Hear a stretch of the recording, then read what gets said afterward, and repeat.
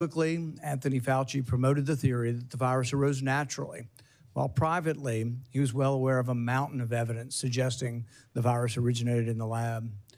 The American people deserve answers. The American people deserve to know why dangerous research was funded by NIAID in a totalitarian country, in a lab that lacked acceptable safety standards.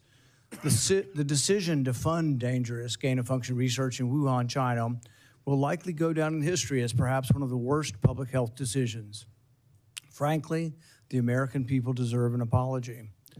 I hope today Dr. Fauci will come clean, admit it was a mistake to fund dangerous research in China, admit that the risk of this dangerous research exceeded any possible benefits, ask forgiveness, and pledge to help our government devise safeguards so a man-made epidemic never happens again. Instead of an apology, you have for years avoided responsibility. Regarding the lockdowns, you argue that you did not personally issue every lockdown order, close every school, or impose every mandate. But officials across the country invoked your authority to justify these decisions. And you presented your recommendations not as judgments open to debate, but as dictates of science itself. Your own words demonstrate that you understood the influence you exercised. On March 14th, 2020, you wrote that the task force recommendations were driven by me, yourself, Deb, and CDC. The next day, you wrote that you had convinced Mayor Bill de Blasio to close the New York City schools, so you were involved. That same night, Governor Gavin Newsom's chief of staff told you that the governor had decided to close California schools, bars, and restaurants after watching you on television. Presidents, governors, mayors, school boards, corporations, and Congress all bear responsibility for the decisions they made. The COVID lockdown, however, could never have been inflicted without you aiding and abetting the crime. Children lost years of education. Small businesses built over a lifetime disappeared. Patients delayed cancer screenings and other medical care. Families were separated from dying relatives. Workers were ordered to accept a medical procedure or lose their jobs. Worship assembly, employment, education, and travel were restricted in the name of science. While you did not impose every restriction, you used your public authority to justify them. While you concluded publicly that COVID occurred naturally, your private record tells a different story. In early 2020, your hand-picked virologist warned that the virus appeared to have been manipulated in the lab. In a conference call concerning the origin of the virus, all but two of the participants believed deliberate insertion was possible. Your concern was not merely theoretical. That same week, you led an urgent effort to determine whether your own agency had funded the research related to these experiments that were now under suspicion. Hours later, your assistant reported that the Wuhan experiments had indeed been reviewed and approved by the NIH.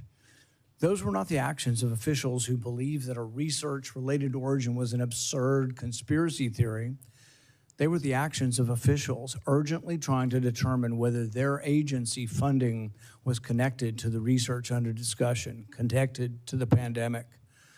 You could not hide that your agency had funded the Wuhan research or your long history of defending gain-of-function research. The only alternative left was to argue that COVID-19 did not originate in the Wuhan lab. You were not a detached observer. You had an institutional interest in the public believing that federally funded research had nothing to do with the pandemic. It was a conflict of interest from the very beginning. The authors of the proximal origin of SARS-CoV-2 privately had serious doubts about a natural origin. Within days, though, they flipped, and they all wrote in proximal origin that the virus was almost certainly not a laboratory construct. That paper was then used by the government and the media and you to discredit Americans who were asking the same questions that you and the authors were asking yourselves privately. You even cited proximal origin from the White House podium. You held it out as evidence that the virus could not have been engineered, but you didn't disclose your role in the discussions that preceded the writing of the paper. You did not disclose the author's original concerns. You did not reveal that you had been part of the paper, that you had read and offered editorial comments on the paper before it was published, before you began using it as evidence. that it couldn't have originated in the lab. You did not disclose that you had immediately investigated yourself whether NIAID funding might be connected to the research. You did not tell the American people the full story. Duly released private messages indicate that the doubts with the authors and others didn't disappear after the publication. So while this was being waved at the White House to show that it couldn't come from the lab, the authors were still privately continuing to assign a meaningful probability to a laboratory origin, one thing in public and another in private. Some of the same scientists discussed avoiding email and carefully managing communications that might eventually be obtained under the Freedom of Information Act. The pattern is straightforward. Privately, there was alarm, then an immediate inquiry to see if NIAID's possible exposure to funding, then a rapid public declaration of certainty, continued private doubt, and then years of resistance to disclosure. The question is why? The only logical answer is that your primary concern was avoiding culpability. Your primary concern was hiding the fact that you had approved the funding for this dangerous research. Your support of gain-of-function research is extensive and long-standing. In 2011, your agency funded Ron Fauci's laboratory when it mutated the avian flu until it could spread through the air between mammals. This was the tipping point. This is when others became worried. You funded this. You advocated for this. The federal government's own biosecurity board, though, recommended withholding the details of these experiments because of the danger the research posed. People were concerned that publishing it was publishing a roadmap to creating bioweapons around the world. But you sided with the gain-of-function scientist Fauci and argued that the benefits of publishing the research far outweighed the risks. You defended this avian flu transmissibility experiments as critical research. You wrote that even if a scientist became infected and triggered a pandemic, the benefits of the gain-of-function experiments outweighed the risk. In 2014, your agency, NIAID, began funding the Wuhan bat coronavirus work. In 2015, Ralph Barrick and the Chinese scientist Shi Zhengli published NIAID-supported research combining a bat coronavirus spike protein with a SARS backbone. The resulting virus could infect human airway cells. It's a novel virus that now can infect human cells. It gained transmissibility, it gained function.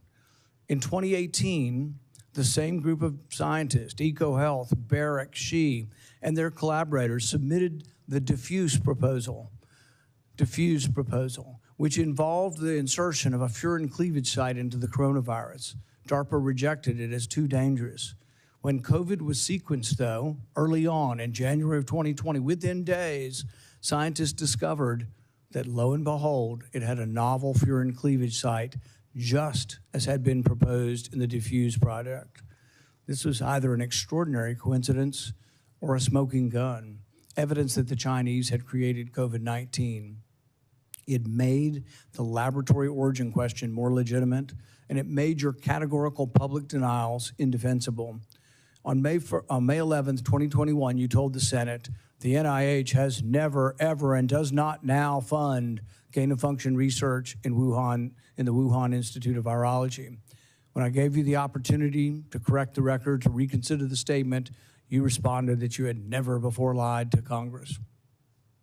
We were then told that only the government's narrowest regulation of definition counted here, that you could define gain of function in one way in which this wasn't gain of function, in which all of the common sense of the world would be thrown out, all of the idea that the mice were dying and the virus was more transmissible didn't matter because you had a technical definition that allowed you to fund it. But the real question is, was it dangerous? Was it a wise decision to fund this? And you haven't deviated from that. You've never admitted that it could have been a mistake funding this research in China. The American people weren't asking for a semantics debate over what is gain of function. They were asking, does common sense say this research was dangerous in Wuhan? They wanted to know whether their money-funded experiments in Wuhan that made bat coronaviruses better able to infect humans. The answer is yes. They wanted to know whether NIAID adequately supervised their work. The answer is no. When you defended this research, you described its benefits in the broadest terms. But when Congress demanded accountability, you hid behind the narrowest possible definition. You can't have it both ways. Your conduct concerning federal records raises further questions. It is a crime to destroy federal records, yet our investigation reveals your assistant diligently reported that she deleted tons of emails. In 2024, you testified that you did not delete federal records. Who's telling the truth, you or your assistant? The committee has obtained repeated instructions from you telling federal officials to delete communications. On February 2nd, 2020, one day after Origin's call, you told Francis Collins, please delete this email after you read it. The committee asked for your voluntary cooperation to come today. Your appearance had to be compelled by subpoena. You're here today under duress. You're here today because of the court ordering it. President Biden issued you a sweeping pardon extending back to 2014, the same pardon he gave to his son, Hunter.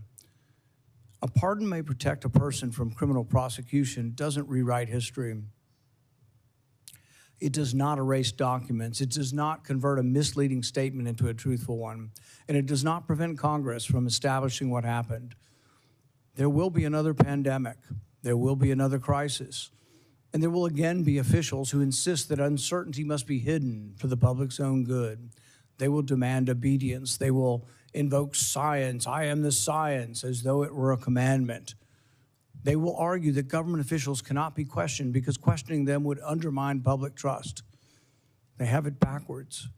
It is secrecy that destroys trust. It is arrogance that destroys trust. It is censorship that destroys trust. And it is the refusal to admit error that destroys trust. That loss of trust may be your most damaging legacy. Trust can't be ordered, it has to be earned. No scientist is above scrutiny, no government official is beyond accountability, and no public servant has the right to treat the suffering of millions of Americans as a footnote to his preferred version of history. I now recognize Senator Peters for his opening remarks. Thank you, Mr. Chairman. The Senate Homeland Security and Governmental Affairs Committee has a long and a very proud history of conducting serious oversight on behalf of the American people. When this committee has been at its best, Democrats and Republicans have worked together to investigate complicated issues, to follow the facts wherever they may lead, and produce recommendations that actually strengthen our nation's security and improve government functions. That bipartisan tradition has produced meaningful work following Hurricane Katrina, the January 6th attack on the U.S. Capitol, failures at the Secret Service, and countless other matters. Unfortunately, today's hearing is the latest step in the chairman's sharp departure from that long tradition. This hearing appears to be a culmination of months of biased and selected efforts by the majority under the guise of a committee investigation to basically legitimize a predetermined conclusion that was reached years ago. In 2021, the chairman has called for today's witness to be fired, to be arrested, accused him of leading cover-ups and conspiracies. He has even featured the witness prominently in fundraising emails and on the cover of his book. He has also called for the cancellation of the witness's security detail, despite the fact the witness and his family have received numerous credible death threats. When I served as chairman, Senator Paul and I launched a bipartisan biosecurity investigation that included oversight of risky research and the origins of COVID-19, because we agreed that the committee's work would be stronger if we did it in a bipartisan manner and just followed the facts. That was and continues to be an area of legitimate and certainly needed oversight. As chairman, Senator Paul has taken the opposite approach.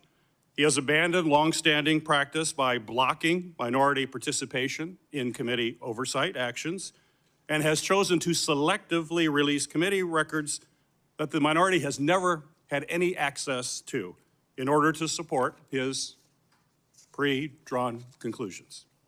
The chairman has repeatedly excluded committee's minority and withheld documents and evidence from members that are entitled to receive them, disregarding longstanding Senate rules and committee precedent that have preserved the credibility of our oversight in this committee for decades.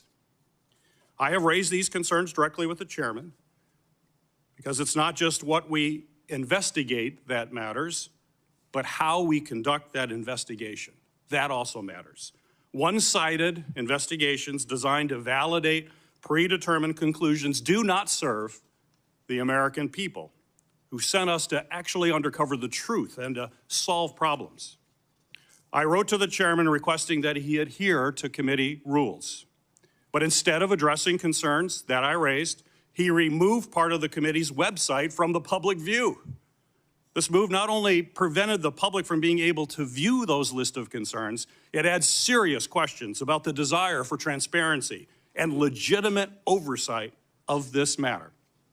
But what makes today's hearing particularly disappointing is not simply the chairman's actions, but what we could be using this committee's true and time, oversight, responsibilities to accomplish. This committee has not held its annual threats hearing at all in this Congress. We have not held a budget hearing for the Department of Homeland Security. There are important hearings that we would have the opportunity to discuss as to how to strengthen our Homeland Security across the board. No hearings on those topics. Instead of focusing on the national security challenges that we are facing in our country right now, today's hearing looks backwards, revisiting questions this committee has already examined, including through bipartisan work that Senator Paul and I conducted together when I served as chairman of this committee. But rather than building on that work to strengthen our preparedness against future disasters, we are instead relitigating the past. COVID-19 exposed serious deficiencies in our nation's public health infrastructure. We know that.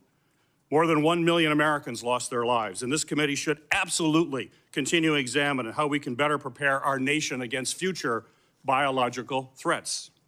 Those are the kinds of forward-looking, life-saving questions that will help our nation be better prepared to protect the health and the safety of Americans when the next emergency occurs. Unfortunately, at this precise moment, we should be strengthening our capabilities. The Trump administration seems to be doing everything in their power to actually weaken our capabilities. The administration has hollowed out the public health workforce. They have fired, pushed out, and cut funding for public health personnel, shrinking the CDC workforce by a quarter. Thousands of experienced scientists have left government service, and with them has gone critical institutional knowledge that cannot be easily replaced, certainly not quickly replaced. The administration, thanks to political operatives like Russell Vought, has slashed or illegally withheld funding for life-saving medicines and cutting-edge technologies that let us rapidly develop them during an emergency.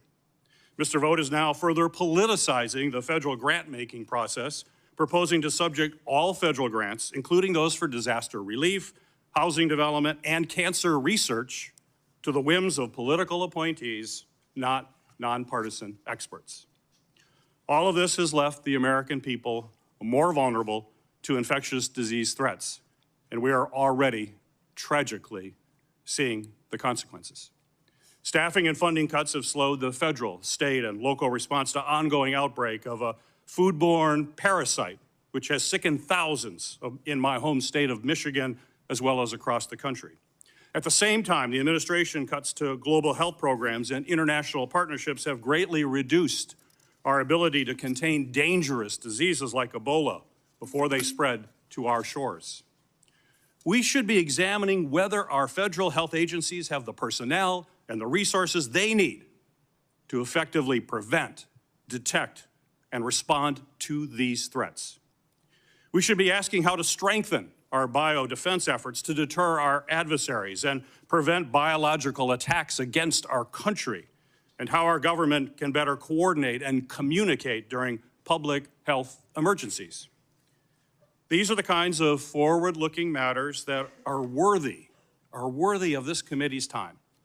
Instead, we are here continuing the chairman's year-long focus on one individual. History tells us, unfortunately, another pandemic is all but inevitable. The question is whether Congress and this committee will work to better prepare our country for it, or continue looking backward while our public health infrastructure crumbles around us. That is the hearing that we should be having today. Unfortunately, I fear the intent of this hearing is only meant to further a purely partisan agenda and it will not make Americans safer. Thank you, Mr. Chairman. The accusation that the committee has denied access to the minority to records is categorically false. This is the most transparent investigation in the history of Congress. We actually created a website, and we put all of the information on the website. It continues to operate. The reason it hasn't been accessed is no Democrat ever signed up for it. Not one Democrat. We told them the access. They never asked for the access code. They haven't been on the website because they have not cared about the investigation. It's a practice of this committee to swear in the witness. Dr. Fauci, please stand and raise your right hand. Do you swear that the testimony you will give before this committee will be the truth, the whole truth, and nothing but the truth? So help you God. Dr. Anthony Fauci, you are recognized for 5 minutes for your opening statement. Mr. Chairman, Member Peters, members of the committee, I served at the NIH for over 54 years, 38 of those as director of the National Institute of Allergy and Infectious Diseases. Over that period, I proved that I believe in and respect the value of legitimate congressional oversight. In fact, I testified before and/or briefed Senate and House Senate and House committees well over 200 times over those 38 years. During and after the COVID pandemic, I have appeared multiple times for hearings in the Senate and the House, usually under oath, and sat for several days-long transcribed sworn interviews, answering questions about the very issues that are now the subject of this hearing. However, given Senator Paul's obvious obsession with calling for my prosecution, his repeated slanderous comments about me, and recently his publicly releasing my unredacted personal diary aimed at embarrassing and intimidating me, the only conclusion I can reach is that the sole reason he is calling me before this committee is to get me to say something, anything, that could vindicate his repeated public pledges that I end up, in his words, quote, behind bars, unquote. Any reasonable person who has followed his unhinged obsession with me would readily come to the same conclusion. Therefore, although it pains me to do so, because of the respect I have for the legislative branch of government and my decades-long record of cooperating with Congress, under the advice of my attorneys, I will invoke my right under the Fifth Amendment of the Constitution to refrain from answering your questions. Thank you. We will now begin a round of questioning. Dr. Fauci, your testimony today is compelled by a lawful subpoena. As you know, it's a crime under 18 U.S.C. Section 1001 to knowingly make a material false statement to Congress, with a penalty up to 5 years of imprisonment. Understanding that you are under oath, the American people would like to understand your reasoning, your rationale for why you chose to fund the research in Wuhan. There have been, intelligence agencies, the CIA, the FBI, the DOE, have all come to the conclusion that more likely than not, the virus came from the lab in Wuhan. And so we'd like to know what was the rationale, what was the discussion, how, what went behind the decision to fund the research in Wuhan? How did you come to the conclusion that a totalitarian country would be capable of doing this in a BSL-2 lab, a lab that lacked the security? What was the reasoning? And are you sorry, basically, for making the decision? Would you, given another chance, say, well, gosh, circumstances now, as I know it, maybe it wasn't a wise thing. Can you explain to the committee why you chose to fund this dangerous research in China? On the advice of counsel, I respectfully decline to answer based upon my rights under the Fifth Amendment of the Constitution. In the red folder on your table is a copy of Section 192 of Title II of the U.S. Code. Your counsel has been provided a copy as well. That section makes it a crime for a witness appearing under subpoena to refuse to answer any questions pertinent to the question under inquiry. Do you have that in front of you? On the advice of counsel, I respectfully decline to answer based upon my rights under the Fifth Amendment of the Constitution. Let the record record that the witness has refused to answer whether there's a folder in front of him based on his Fifth Amendment right. It is true that you're appearing under direction of our subpoena to provide testimony on matters under consideration by the committee, including the origins of COVID-19, risky life sciences research, and your tenure as a federal government employee. Additionally, you've been provided a full and unconditional pardon dated January 19th, 2025, for any offenses against the United States which may have been committed or taken part from January 1st, 2014 through the date of the pardon for a 10-year period, arising from or in any manner related to your service as director of the National Institute for Allergy and Infectious Diseases, as a member of the White House Coronavirus Task Force or the White House COVID-19 response team, or as chief medical advisor to the president. Have you refused this pardon, or do you have any reason to believe this full and unconditional pardon, this grant of immunity, would somehow require you to plead the Fifth Amendment? On the advice of counsel, I respectfully decline to answer based upon my rights under the Fifth Amendment of the Constitution. Based on the facts presented, I'm going to direct you to answer the questions. The committee has issued a valid subpoena. They have requested your presence here. The questions are very pertinent to your decision-making as head of NIAID, as well as a chief advisor to the president. Do you still refuse to answer the questions? On the advice of counsel, I respectfully decline to answer based upon my rights under the Fifth Amendment of the Constitution. Let's do the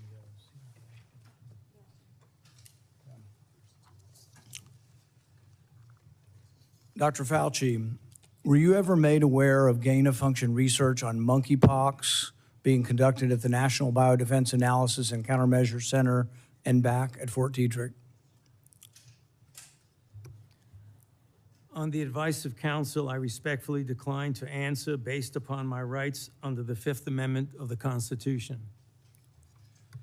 Dr. Fauci, did the CIA ever transfer funds to NIH under an interagency agreement? On the advice of counsel, I respectfully decline to answer based upon my rights under the Fifth Amendment of the Constitution.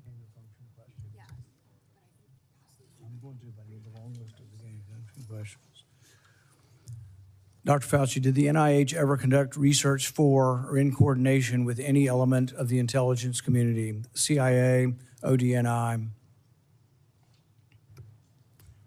On the advice of counsel, I respectfully decline to answer based upon my rights under the Fifth Amendment to the Constitution. The reason why these questions are important is, President Trump has done a ban, and we're glad that he did a ban on gain-of-function research. So we're better off than we were when we had an advocate serving as head of NIAID, an advocate for gain-of-function research. There is still, though, a question, though, whether or not the intelligence community is adhering to that order. There's a question of whether or not gain-of-function research is still ongoing. And these are important questions the American people deserve to know. Dr. Fauci, have you been read into any classified Department of Homeland Security program, any prospective special access program concerning gain-of-function research? On the advice of counsel, I respectfully decline to answer based upon my rights under the Fifth Amendment of the Constitution. When we look at the research in China, the gain-of-function research that you've denied was gain-of-function, one of the things that startled the scientists when they saw COVID in the first couple of weeks was when they looked at the sequence of it, they said, oh my God, there's a furin cleavage site in it. And in this particular family of coronaviruses, the sarbecoviruses, they'd never seen this before. They were also startled to look at it and see how it was coded for, what the codons were, and to discover that the codons used out of 36 different possibilities turned out to be the one that was commonly used in gene manipulation by scientists. Dr. Fauci, were the scientists at the Wuhan Institute of Virology capable of inserting a furin cleavage site into a coronavirus? On the advice of counsel, I respectfully decline to answer based upon my rights under the Fifth Amendment of the Constitution. So one of the experiments that was pretty common was they would take the backbone of a SARS virus, and this would be a SARS virus that the backbone itself wasn't that dangerous, but then they would dig through guano, 300 feet underground, bat guano. They'd find other viruses, unknown viruses. They'd take the S protein off of an unknown virus and stick it on a backbone. And then they would infect mice that have humanized cells. And they were trying to discover if they could create a virus that infects humans. Now, many people would say, well, gosh, that doesn't sound like a really good idea to create viruses that don't exist in nature to see if they'll infect human cells. What if one escaped?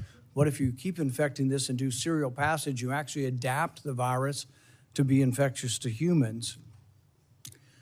So the question is whether or not, Dr. Fauci, the Wuhan Institute of Virology was combining an S protein with one virus with the backbone of others, and could this lead to a virus, maybe it wasn't even predicted, but could it lead to viruses that gained in function and then could lead to a pandemic? On the advice of counsel, I respectfully decline to answer based upon my rights under the Fifth Amendment of the Constitution. One of the arguments that you and others have made against this virus coming from the lab is it couldn't have come from the viruses that have been published. And nobody's really arguing that. I think from the very beginning, people acknowledged that the viruses that have been published are too far evolutionarily distant from a virus that could have become COVID-19.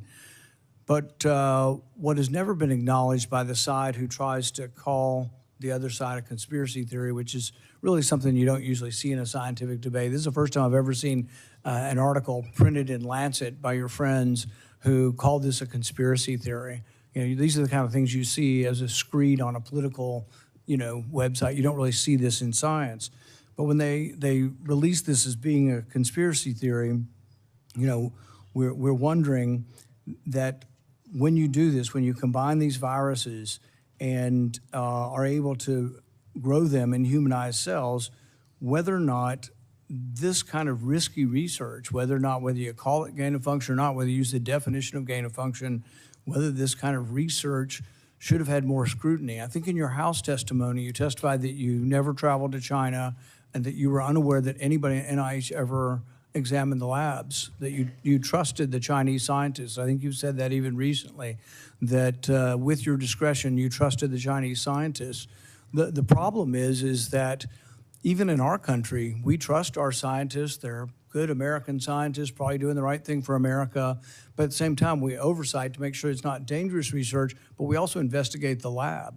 I believe Fort Detrick was one of our main labs, was closed down in the last year or two because of research institute, a research incident that was dangerous with dangerous pathogens. And so the American people would want to know, how could you approve this dangerous research in China, say that you trusted the Chinese scientists, and then in the end, you had to admit that you'd never been there, and none of your inspectors had ever been there. Dr. Fauci, had any of the labs where this dangerous research was occurring Were any American lab oversight or lab investigators, did they ever appear in these labs to make sure that they were safe labs? On the advice of counsel, I respectfully decline to answer based upon my rights under the Fifth Amendment to the Constitution. So one of the main theories for those who have looked at this being created in the lab was the idea that could have come from a virus not previously published. Dr. Fauci, are you aware that Dr. Shi, who worked for the Wuhan Institute of Virology, was said to, and I think in her own words, to have over 100 viruses that had not been previously published that could have been a close enough relative to create COVID-19? Are you aware of that? On the advice of counsel, I respectfully decline to answer based upon my rights under the Fifth Amendment to the Constitution. Under your testimony previously, when you denied ever having funded gain of function in China, it was so adamant as to be striking, to leave no room for any interpretation of what is or isn't gain of function research. But there's another important question. Did you fund gain of function research in other biolabs around the world? On the advice of counsel, I respectfully decline to answer based upon my rights under the Fifth Amendment to the Constitution. The one research project that we do know you did fund is the one that Ron Fauci did. And it's important to talk about because this sort of was the beginning of the debate over gain of function. And this wasn't just me. I wasn't even aware of the debate 10 years ago. This was other scientists. Over 200 scientists at the Cambridge Working Group signed a protest because they didn't think you should fund the research, and they didn't think it should even be published because it was sort of a roadmap as to how to make a bioweapon. So what they did was the avian flu, and this is important. It may be the most important question we get to here today. The avian flu has about 50% mortality for humans. The good news, though, about animal viruses is they don't infect humans very well. It will infect humans, but doesn't go human to human very well. Ron Fauci, with the money that you provided to him, did an experiment where he caused purposeful mutations to create a new virus, an avian flu that didn't just infect birds well, but actually infected mammals well, went ferret to ferret in an aerosolized manner. People saw this and were aghast, at the decision-making process that you decided to fund this. But this is when, the debate came about, and you wrote in support of this in the Washington Post, and you said, even if a scientist is bitten, even if a pandemic should occur, the knowledge is worth the risks. Do you still stand by that? Would you like to qualify at all whether or not the knowledge of gain of function is worth the risks, particularly in this case, since we now know 15 million people died worldwide? Many people believe this came from the lab. Do you think that the risks really are worth the benefits for gain of function research? On the advice of counsel, I respectfully decline to answer based upon my rights under the Fifth Amendment to the Constitution. All right. We're going to finish with this question, and it's based really on that statement, that general statement in your support for gain of function, the idea that the benefits outweigh the risks. So there are many other people who disagree, and they aren't politicians or not, I don't know what party they're in. David Relman is probably one of the most esteemed, and he is a scientist at Stanford. He, I think, has classified clearance. He's been a consultant to our government probably for a decade or more. And he's written about this publicly. He says the opposite. He said that the risks of this research do not outweigh the benefits. He said the risks, we shouldn't do it. Richard E. Bright, who's been involved in this debate for 2 decades, says the same thing. Says we really shouldn't be doing this at all. There's a quote also by, the Kevin Esfelt quote, is that at the very end?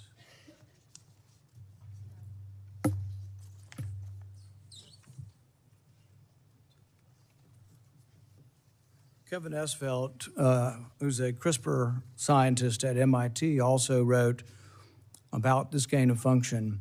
I implore every scientist, funder, and nation working in the field, please stop. No more trying to discover or make pandemic-capable viruses. No more experiments likely to disseminate blueprints for plagues.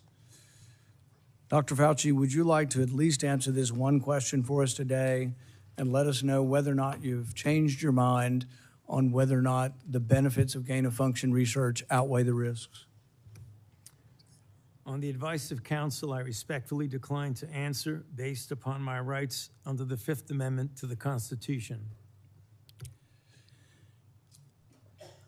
The chairman has denied your assertion of privilege and directed you to answer, but you nonetheless refuse and stand on privilege despite the existence of the pardon.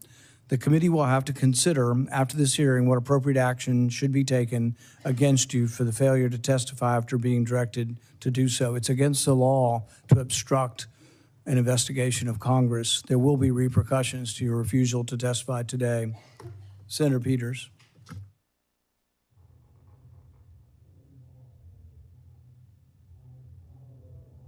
You're not recognized. You're not recognized. If you are unruly, you will be removed from the proceeding. You are not recognized, and you are not recognized, sir. Sir, you are not recognized. You are not recognized. Security, we'll hold off, but you will respect these proceedings. You were told not to sit at the table. You insist on sitting at the table, and we told you you would not be recognized. You are not invited here for testimony, sir. You are being disruptive. Would you behave this way in a courtroom? No, because the judge would put you in jail. I can't do that today, but I can have you escorted from the premises. So I would say, sir, sit quietly and don't say another word. I said, sit quietly. You are not recognized. Another word and you're gone.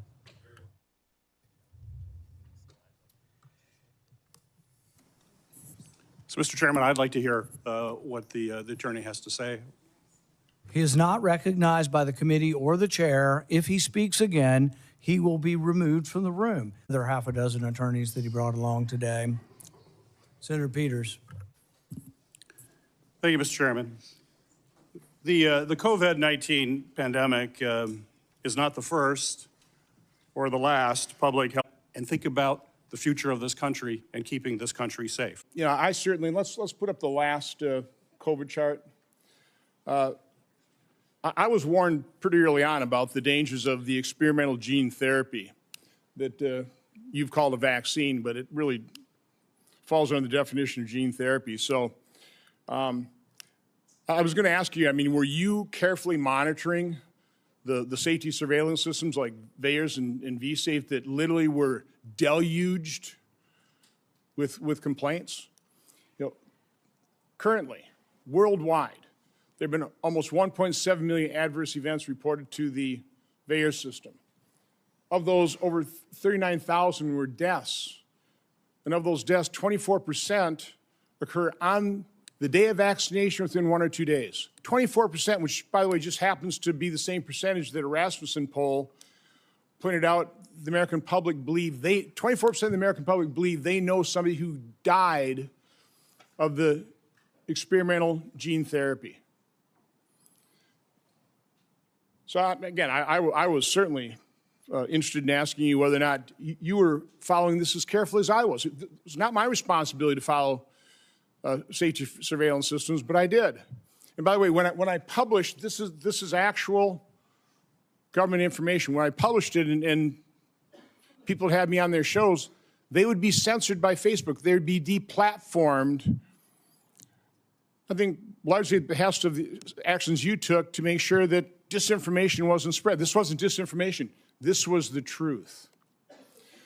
So I was going to ask you whether you knew Dr. Marks. I think you do know him. He's the head of CBER. He's the man who is in charge of approving vaccines and surveilling for the safety. My investigation shows that on March 1st of 2021, less than 3 months after the emergency use authorizations, he was warned by Dr. Anna Scharsman, data mining expert, that the algorithm they were using to analyze VAERS data was going to hide in mass safety signals. 26 days later and 3 months consecutively after that, they did data runs with a new algorithm that unmasked those safety signals. They showed dozens of safety signals, including sudden cardiac death, cerebral artery occlusion, basal ganglia stroke, agonal rhythm, Bell's palsy, and pulmonary infarction. Your diaries now show that you actually suffered pulmonary infarction in, I think, probably June 2021. I was just wondering whether it ever went through your mind that maybe that injection, all those boosters you took, might have caused that. And the question I was going to, and I'll ask this question, were you ever made aware of the fact that Peter Marks was warned that the algorithm was going to hide the safety signals? And were you told that senior FDA officials were given shown dozens of safety signals associated with the COVID injection? On the advice of counsel, I respectfully decline to answer based upon my rights under the Fifth Amendment to the Constitution. Next area I want to go through is in that same month of March 2021, an employee at NIH, Dr.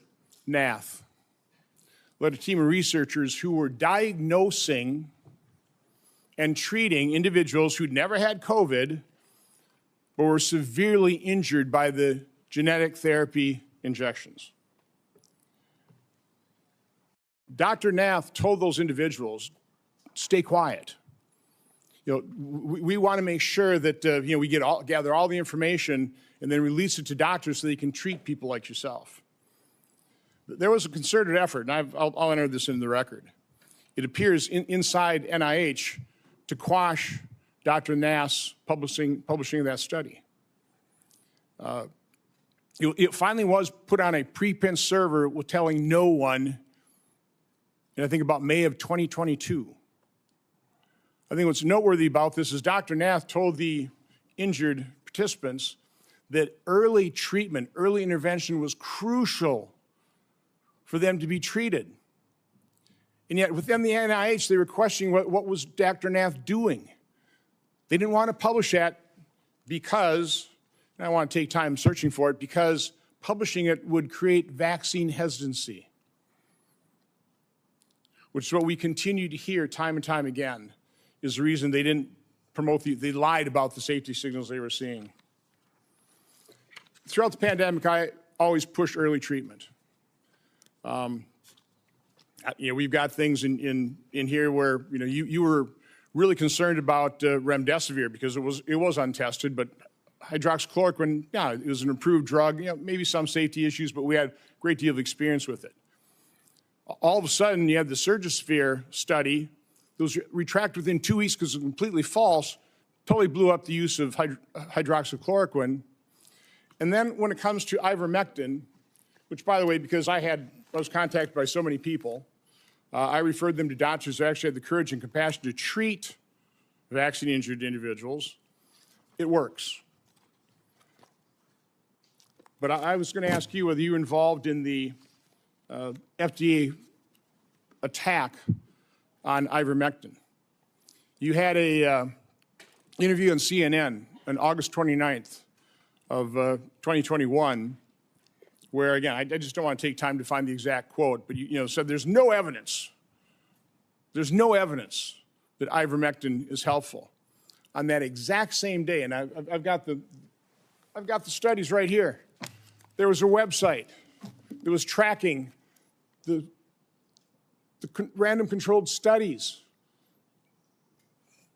Here they are, showing 60, 70% efficacy of ivermectin. The same day you say there's no evidence, there was all kinds of evidence.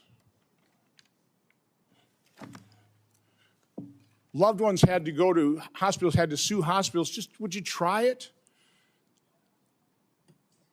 So I would want to know, to what extent were you involved in sabotaging hydroxychloroquine, ivermectin, and did you do that because you knew the only way you get an emergency use authorization for these drugs, these experimental gene therapy, was if there was no effective treatment, you couldn't get the emergency use authorization. So is that why you helped sabotage these cheap generic drugs in favor of remdesivir, which, by the way, nurses, are you aware of the fact that nurses called it run, death is near?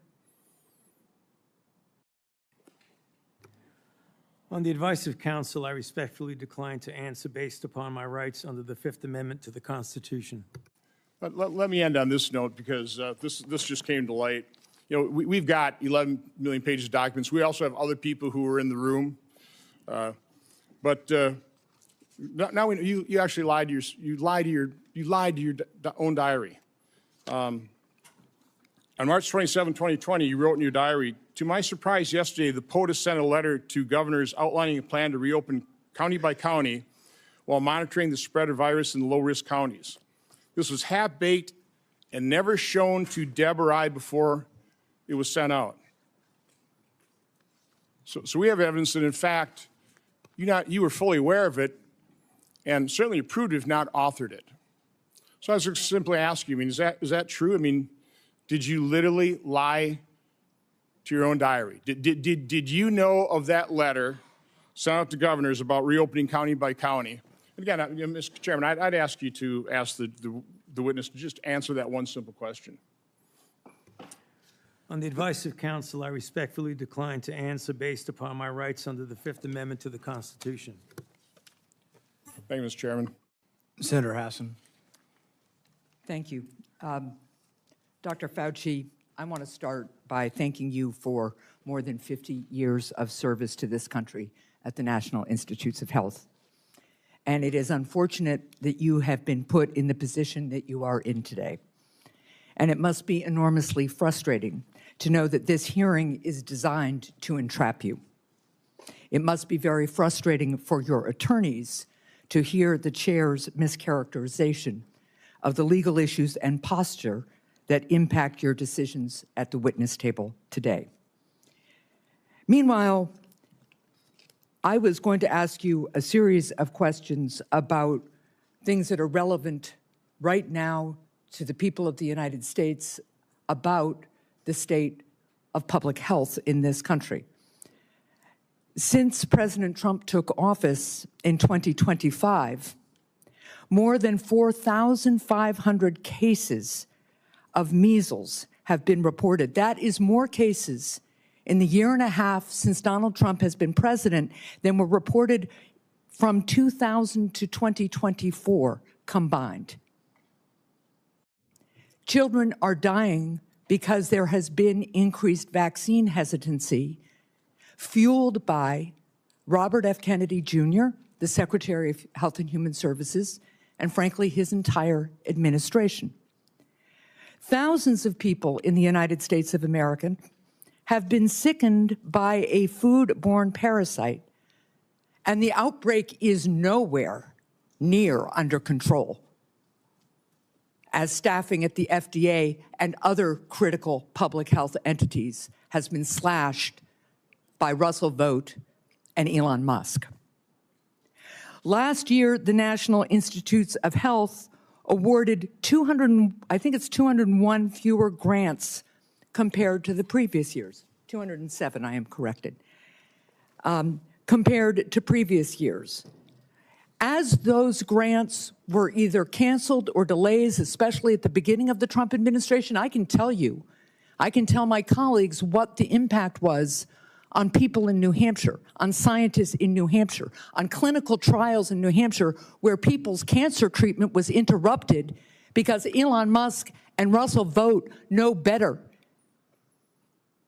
they say, than the people at NIH about what to fund. And because they did some sort of word search, it seems, for some of the grants, and boy, oh boy, if you were studying rural health in New Hampshire and trying to understand how to better engage people who need health care in rural America, that was off the table. America is losing researchers and scientists to other countries because researchers and scientists, highly trained, highly qualified, invested in often by the American taxpayer, are finding the hostility from this administration so strong that it interferes with their science, and they want to pursue science wherever that science takes them. I also sit on the Health, Education, Labor, and Pensions Committee. We have had a number of hearings with nominees recently to fill critical spots. One of those nominees is Dr. Erica Schwartz, a brilliant woman, medical degree, biomedical engineering degree. I think she also told us she has a law degree and a master's in public health. She was a 2-star admiral in the United States Navy, an experienced doctor. And yet, when I asked her if she would push back at Secretary Kennedy, if he instructed her to suspend the promotion of the flu vaccine as he did some point in the last few months, there's an email to prove it, she couldn't answer that question. She either could not, would not, or had been bullied into evading a question about whether she, as the director of CDC, would stand up to Secretary Kennedy, the most unqualified Secretary of Health and Human Services this country has ever seen, and more than unqualified, somebody who pursues conspiracy theories, degrades people with disabilities, and continues to promote disproved science.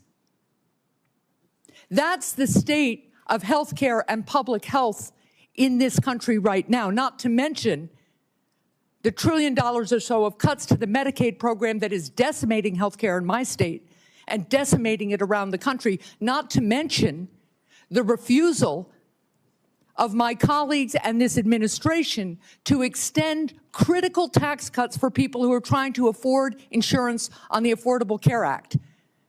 I just was at one of my community health clinics, and they are reporting fewer and fewer people coming in for care, disrupting care because they can no longer afford health insurance. And that is impacting, of course, the revenue stream to the community health clinic, their ability to hire and pay people, their ability to take care of their community. That's what I wish we were having hearings about in this committee and in the Health Committee.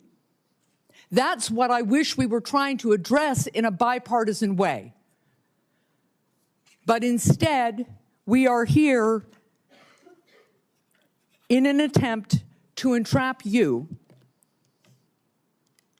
because you had a distinguished career trying to put Americans' public health first.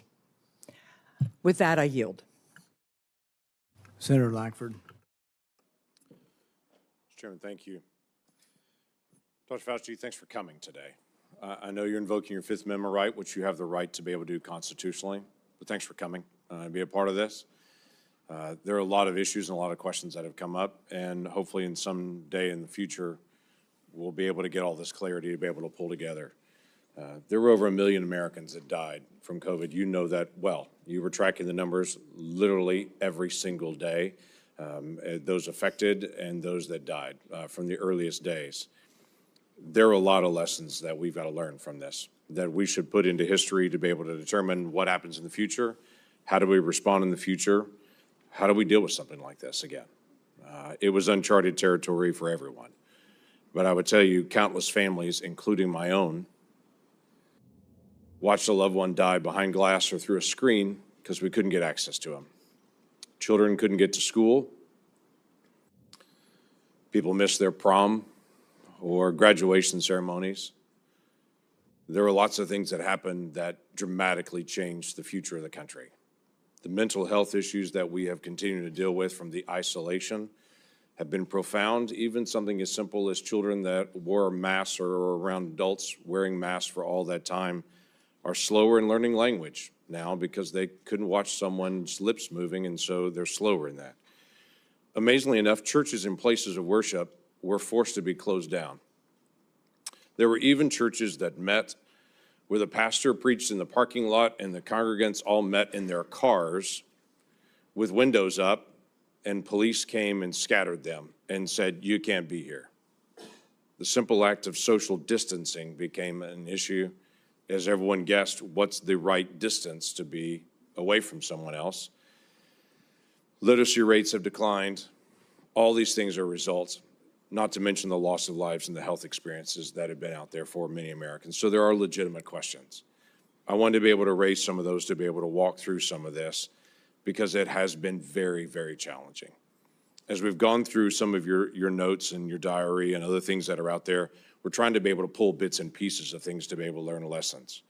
On May the 6th, 2020, you wrote at that time, I had a conversation with Robert Redfield, as you know well, was then the director of CDC, about the fact that greater than 1 million children worldwide have missed their measles vaccination because of the shutdown.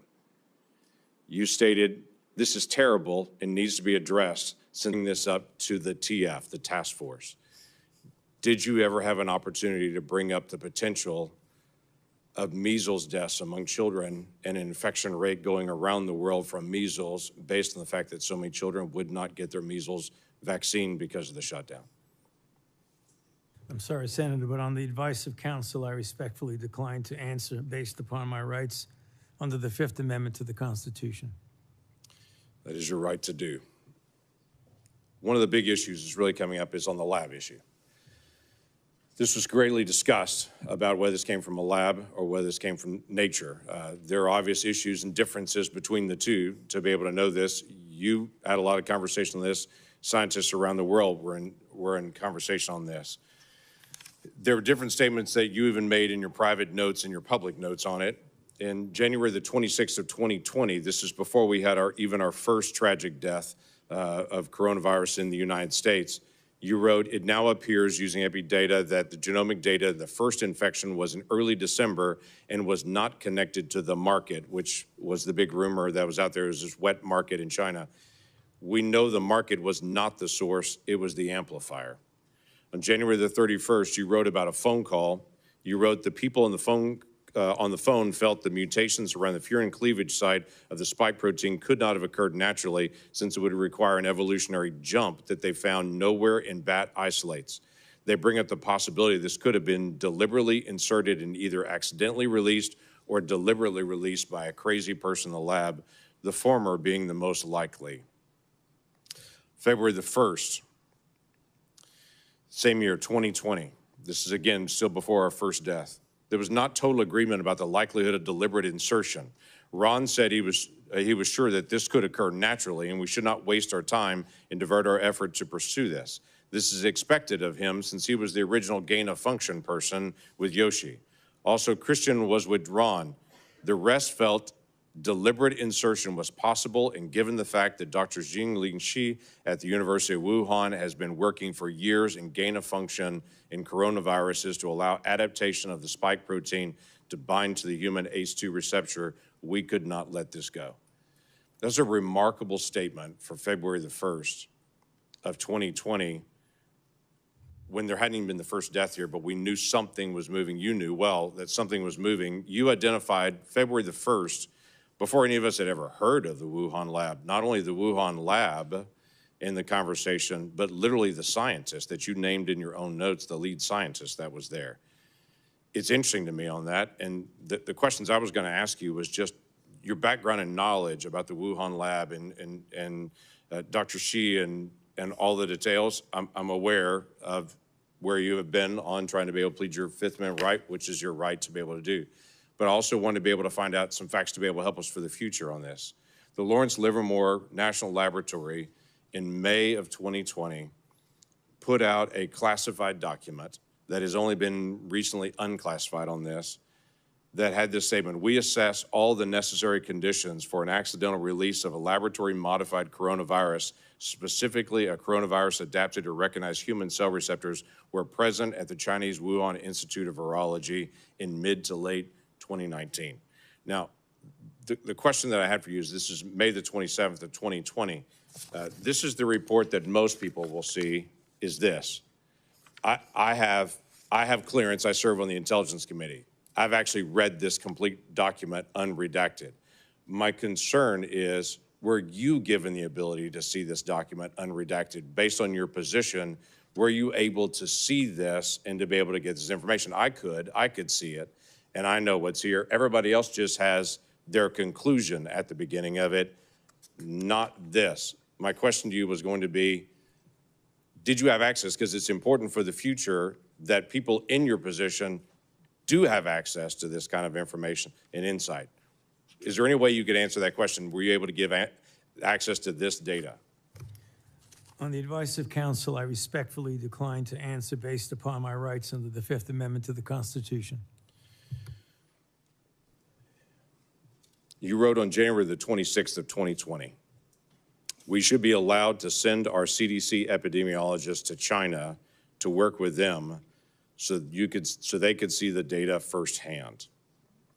You also wrote in February 12th, 2020, that you had great concerns about the World Health Organization because it depends greatly on China and, as you stated, often bows to them.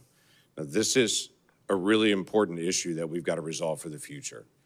It's not just our cooperation with Chinese scientists, it's our acknowledgement that China covered up their data, wouldn't allow our scientists to be able to come in. They cleaned up the wet market, they cleaned up the other areas. They wouldn't allow you to get access to all the other scientists who are there, including their health records, what happened to them, or even all the sequencing that they had done in advance. For the future of our research and our cooperation with any scientists around the world, I think it's really important that we resolve, if we're gonna fund research and cooperate with you, we've gotta have certain things from you. If things go sideways, we've gotta have access to all information in all places. You were noting not only that China was affecting the World Health Organization and that China was bending them to their will, and so the World Health Organization was putting out data that you saw, at least at that point, as being from a Chinese perspective, covering up what was going on, but you also noted we weren't able to get access to all this information. We've got to be able to figure this out for the future to be able to make sure that research that is done, we have access to all information. If something goes sideways at some point, which clearly it did at the Wuhan Institute of Virology, and that being, as was noted by many people, the only lab in the world that was doing research like this that had a lower standard of actually their security standards there than many other labs around the world, yet they were doing this very dangerous research. What can we gain, and what advice could you give us to say in a future setting, we've got to make sure that we actually get information from people and we can be guaranteed that we're going to get that insight? Yes, sir. On the advice of counsel, I respectfully decline to answer based upon my rights under the Fifth Amendment to the Constitution. I yield back. Senator Blumenthal. Thank you, Mr. Chairman. I want to go back to the dark days of the coronavirus pandemic, one of the darkest days or times in our history. Hospitals were overflowing. Navy medical ships were docked in the Hudson River. Emergency rooms were forced into unprecedented triaging during the worst week of the pandemic, which happens to have been the last week of President Trump's first term. More than 25,000 Americans died of COVID-19. Easy to forget those dark days. But for the past 18 months, the Trump administration has been engaged in a campaign to rewrite this history. And today's proceeding, I fear, is part of that effort, one of the darkest days in our Senate's history. The Trump administration has launched a baseless set of smears against vaccines that help pull us out of that public health crisis, vaccines that are undoubtedly President Trump's greatest accomplishment. It has slashed funding to local public health departments that were on the front lines of the pandemic. And those healthcare workers are heroes. It has disparaged those heroes as woke or wasteful. And it has used a politicized Department of Justice to target the researchers who helped us track and understand the novel virus. Today's hearing is another page in that playbook, sadly, tragically.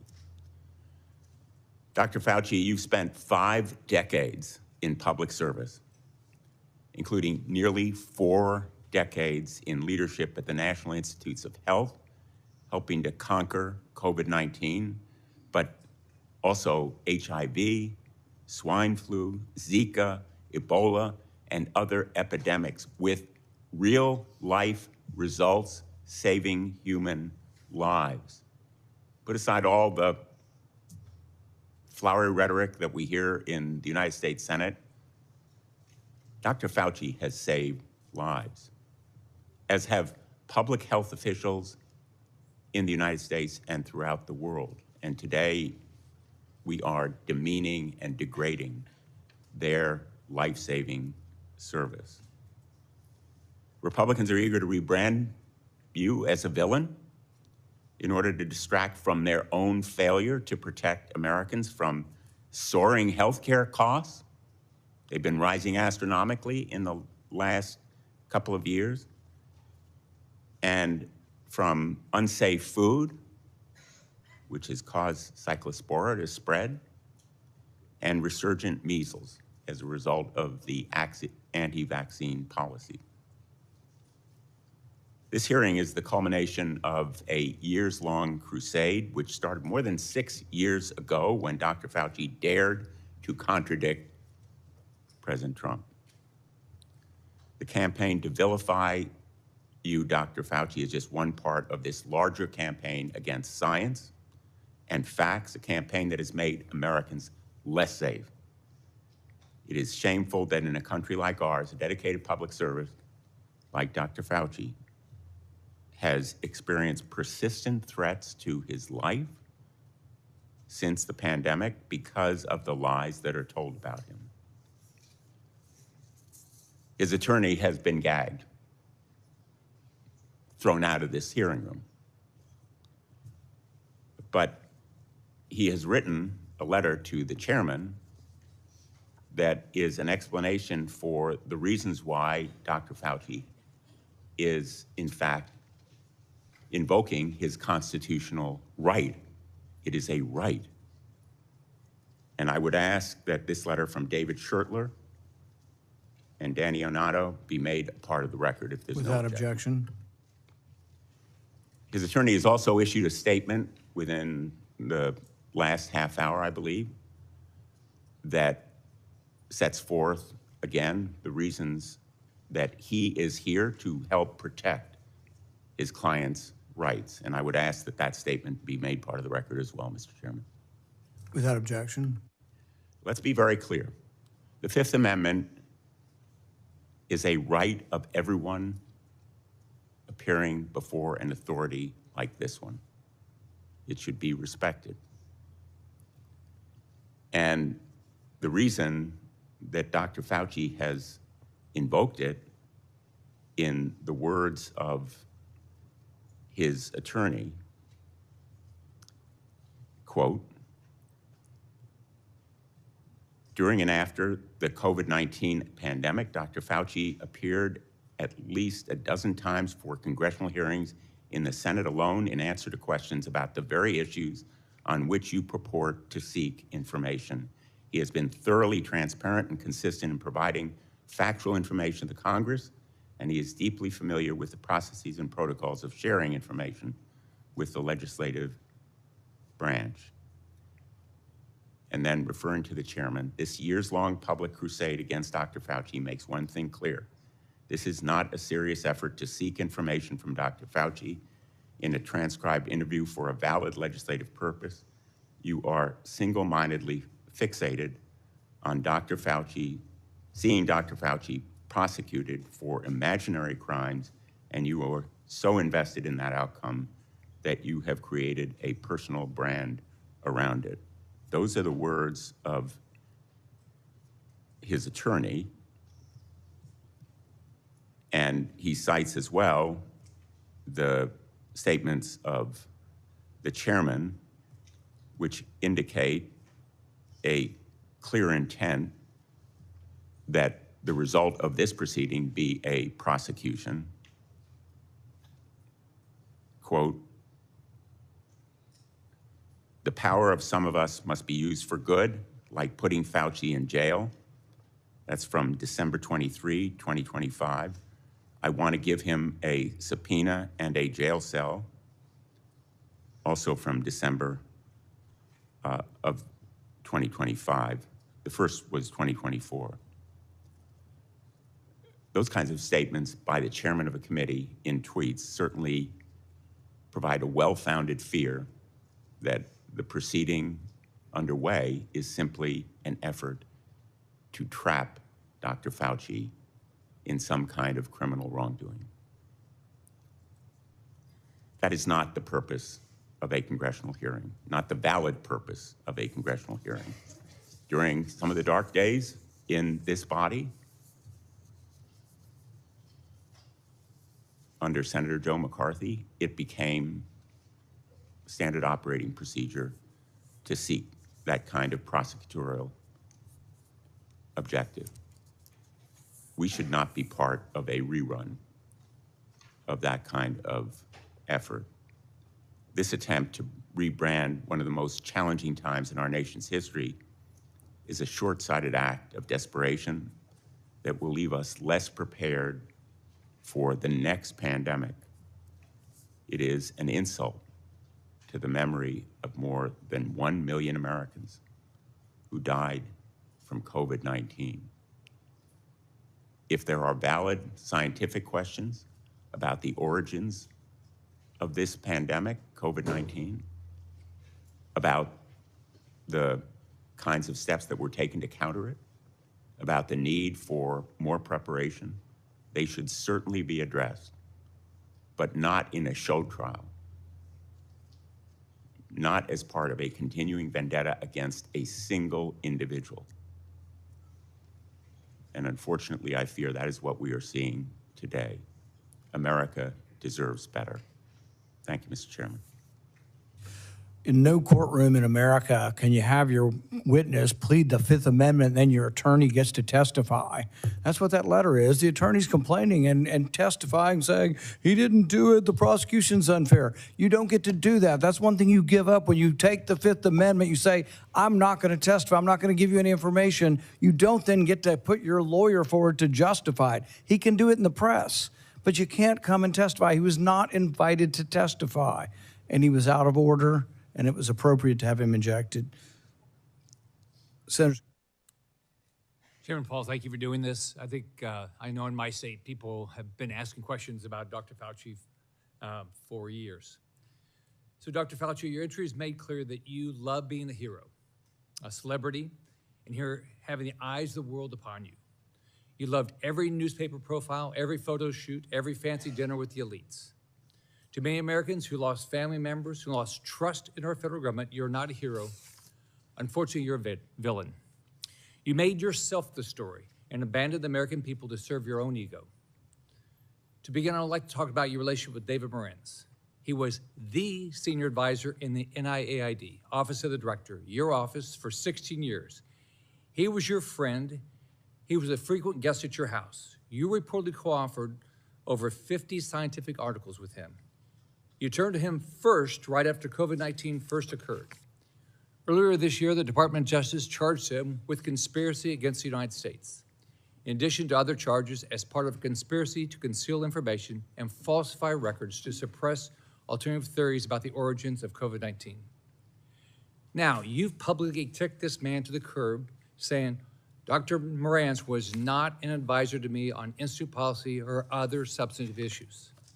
So let's start with the use of personal Gmail accounts and Dave Morenz's relationship with Peter Daszak.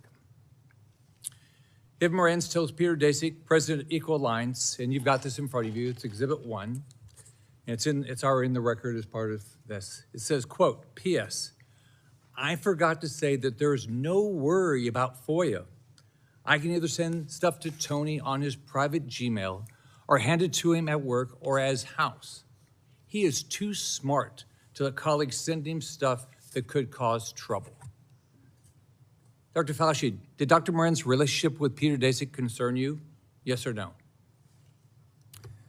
On the advice of counsel, I respectfully decline to answer based upon my rights under the Fifth Amendment to the Constitution. Did Dave Morenz ever bring documents to your house? On the advice of counsel, I respectfully decline to answer based upon my rights under the Fifth Amendment to the Constitution. Did you ever receive a text about your work at NIAID to your personal cell phone? On the advice of counsel, I respectfully decline to answer based upon my rights under the Fifth Amendment to the Constitution. Did any text about your work at NID that went to your personal cell phone ever become part of federal records? On the advice of counsel, I respectfully decline to answer based upon my rights under the Fifth Amendment to the Constitution. Did you maintain a personal email account while serving as director? On the advice of counsel, I respectfully decline to answer based upon my rights under the Fifth Amendment to the Constitution. Did you ever receive work-related communications on that Gmail account from David Morenz? On the advice of counsel, I respectfully decline to answer based upon my rights under the Fifth Amendment to the Constitution. Did you preserve any work-related communications on that Gmail account from David Morenz? On the advice of counsel, I respectfully decline to answer based upon my rights under the Fifth Amendment to the Constitution. Did David Morenz ever provide you with documents outside of those two ways that would violate NIH policy for FOIA compliance? On the advice of counsel, I respectfully decline to answer based upon my rights under the Fifth Amendment to the Constitution. Now let's look at two other communications. You emailed David Morenz on January 26, 2020, quote, "It is important that I speak with you tonight. Please call me at home." This is part of Exhibit 2 that you have in front of you. This email is sent the same day, the exact same day you write in an internal document, quote, "Now we know the market was not the source, it was the amplifier," unquote. Would you call the origins of COVID-19 a substantive issue? On the advice of counsel, I respectfully decline to answer based upon my rights under the Fifth Amendment to the Constitution. Did you discuss COVID-19 origins with David Morenz on this phone call? On the advice of counsel, I respectfully decline to answer based upon my rights under the Fifth Amendment to the Constitution. Now let's take a closer look at the last time you testified before Congress. This is part of what you have in front of you is Exhibit 4, which is part of the record. In June 2024, you testified to Dr. Morenz, quote, "Was not an advisor to me on institute policy or other substantive issues. Furthermore, his office is located in a different building from that of the NIAID director," unquote. Is that still your testimony today? On the advice of counsel, I respectfully decline to answer based upon my rights under the Fifth Amendment to the Constitution. So today, under oath, your testimony remains that Dr. Morenz was not an advisor to you on institute policy or substantive matters. On the advice of counsel, I respectfully decline to answer based upon my rights under the Fifth Amendment to the Constitution. Now, I've got Exhibit 5, which you have in front of you. On October 24, 2021, David Morenz texted you to provide information about and advocate for the controversial EcoHealth Alliance grant. You thank him and tell him that you will check the information. Would you agree that this shows an advisory relationship between David Morenz and yourself? On the advice of counsel, I respectfully decline to answer based upon my rights under the Fifth Amendment to the Constitution. Would you agree that you two were discussing a substantive issue? On the advice of counsel, I respectfully decline to answer based upon my rights under the Fifth Amendment to the Constitution. If documentary evidence establishes that Dr. Morenz advised you regarding EcoHealth Alliance, COVID origins, or grant policy, then your June 2024 testimony would have been inaccurate, correct? On the advice of counsel, I respectfully decline to answer based upon my rights under the Fifth Amendment to the Constitution. Is there any document in your possession today that would contradict your prior congressional testimony? On the advice of counsel, I respectfully decline to answer based upon my rights under the Fifth Amendment to the Constitution. Have you deleted, destroyed, or instructed anyone to destroy records after learning Congress is investigating these matters? On the advice of counsel, I respectfully decline to answer based upon my rights under the Fifth Amendment to the Constitution. Are you aware of anyone who did?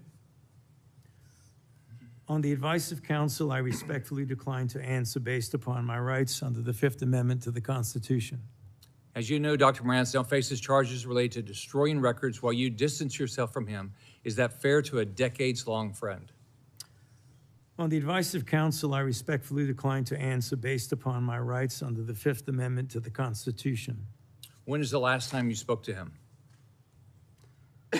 On the advice of counsel, I respectfully decline to answer based upon my rights under the Fifth Amendment to the Constitution. In hindsight, are you disappointed in how you handled COVID? Do you have any regrets? On the advice of counsel, I respectfully decline to answer based upon my rights under the Fifth Amendment to the Constitution. Dr. Fauci, I want to close with this. Here's how you impacted my family and people close to me. I have daughters with children. You can't imagine the questions they had around vaccines for their kids and themselves, and the pressure, the unbelievable pressure to make the right decision for their health. I can tell you pregnant women who worked with me were so scared because every time they went to the doctor, they were told something different about taking the vaccine, and you caused this. Imagine being a mom trying to protect their kids, or an expectant mother trying to figure out what to do. Every 3 weeks, a doctor tells you a new set of guidance on a vaccine. The haphazard information you released and pushed on the American people with little research is appalling, and why there's so much distrust in our institutions today. That trust is crucial to public health, and you, more than any person or event in my lifetime, have destroyed that trust for millions of Americans. You lied to hundreds of millions of people amid the worst public health crisis in a century. You failed to follow your own guidance. You forced people to watch their loved ones die alone over the phone. It's disgusting. You destroyed the federal government's credibility when it comes to public health. We have entire generations of Americans who, rightfully so, do not trust our institution to keep people safe because of you. This has destroyed decades of progress and lifetimes of work because you wanted to fuel your own ego and be the center of attention. What would you do differently knowing what you know today, Dr. Fauci? On the advice of counsel, I respectfully decline to answer based upon my rights under the Fifth Amendment to the Constitution. All the evidence is right here, and you still can't bring yourself to tell the truth or apologize because you received an auto-pin pardon from a staffer in the Biden White House. If we have another pandemic tomorrow, millions could die because of what you did to make Americans lose trust in their government when it comes to medicine and health care. How many families have you apologized to had to watch their loved ones die alone? You breached public trust, and now you're hiding behind a fraudulent pardon. Your legacy will not be as a man that saved America from COVID, but as a man who destroyed the public trust in America's public health institutions in exchange for 5 minutes of fame. This is how history will remember you. I yield back. Senator Kim.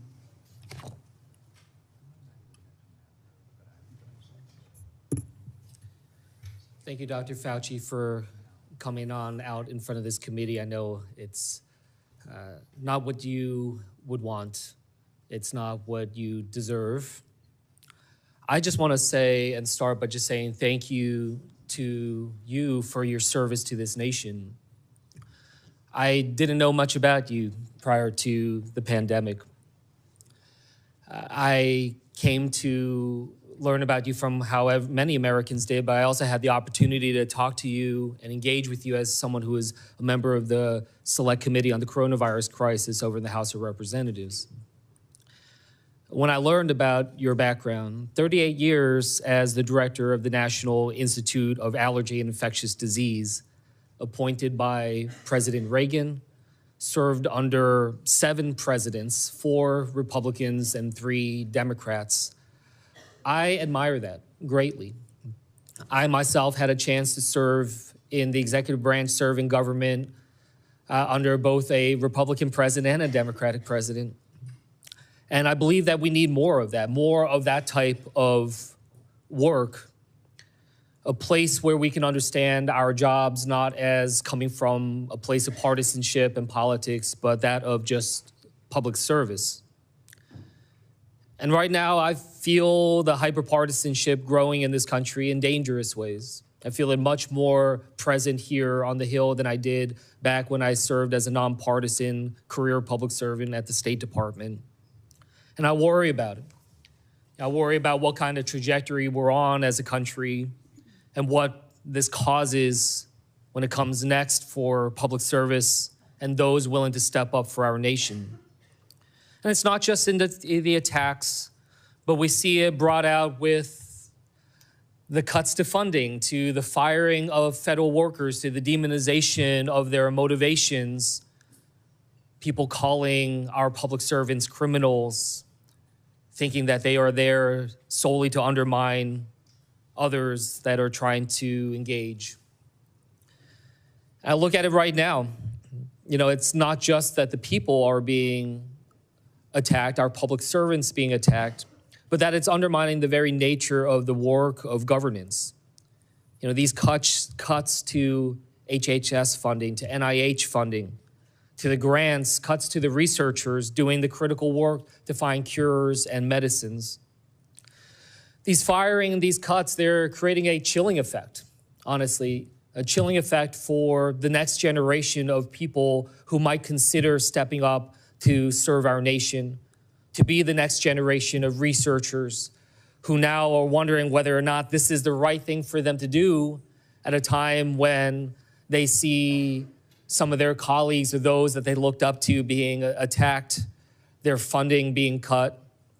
Researchers that I talk to who are now either leaving the country or considering leaving the country to do their work because of the sheer unpredictability of America. That this nation so great, so powerful has now been crippled with this sense of unpredictability and unreliability. That is not the type of country that I hope we strive to be. I've raised this because these attacks upon Dr. Fauci, it's not just about him. It's sending signals to others who are thinking about serving our country, our scientists, our doctors, our healthcare professionals, our researchers. Trying to show to them that if you don't get in line with the politics, that you will also potentially be subject to attacks. And from the work that he has done, from HIV/AIDS to Ebola to COVID, we've seen him try to engage in these crises. They're not easy, especially when it's a novel disease, when you don't know what comes next, a lot of unknowns, having to make decisions without the full breadth of knowledge we always wish we had in hindsight. But there is nothing perfect, no perfect clarity when it comes to pandemics, when it comes to crises. I worked in national security and wars and crises. I made judgment calls, gave my best advice to generals, to ambassadors, even to a president. Did I get it all right? No. Did I do my best? I did everything I thought I could with the information that I had. The public servants, they do this work because they love this country and that they strive to improve it. It's not an easy job, but it is because there is so much at stake in our country. But these public servants do it because they are in the arena. I just want to end by just reading a portion of this because I think it's important as we're thinking about how to be able to treat public servants through this country, to think through this. And in the words of Teddy Roosevelt saying, it's not the critic who counts, not the man who points out how the strong man stumbles or where the doer of deeds could have done them better. The credit belongs to the man who is actually in the arena, whose face is marred by dust and sweat and blood, who strive valiantly, who errs but comes short again and again, who spends himself in a worthy cause, who at the best knows in the end the triumphs of high achievement, and who at the worst, if he fails, at least he fails while daring greatly, so that his place shall never be with those cold and timid souls who neither know victory nor defeat. Thank you for your service, Dr. Fauci. I yield back. Senator Alling. Thank you, Mr. Chairman. Well, nothing says honesty like taking the fifth, huh, Doc? Let's try something. What day of the week is it today? On the advice of counsel, I respectfully decline to answer based upon my rights under the Fifth Amendment to the Constitution. What color tie are you wearing? On the advice of counsel, I respectfully decline to answer based upon my rights under the Fifth Amendment to the Constitution. What color's the carpet in front of you? On the advice of counsel, I respectfully decline to answer based upon my rights under the Fifth Amendment to the Constitution. Let's just get one thing straight. You don't have any rights under the Fifth Amendment because you've been pardoned, as you very well know. As the Supreme Court has been clear for a century and more, Brown versus Walker, 1896, when he has been pardoned, he may not stand upon his privilege. You know that. Your lawyers sitting behind you now shifting nervously in their chairs, they know it. This isn't about the Constitution. This isn't about the law. This is about contempt. Contempt for this body and contempt for the American people.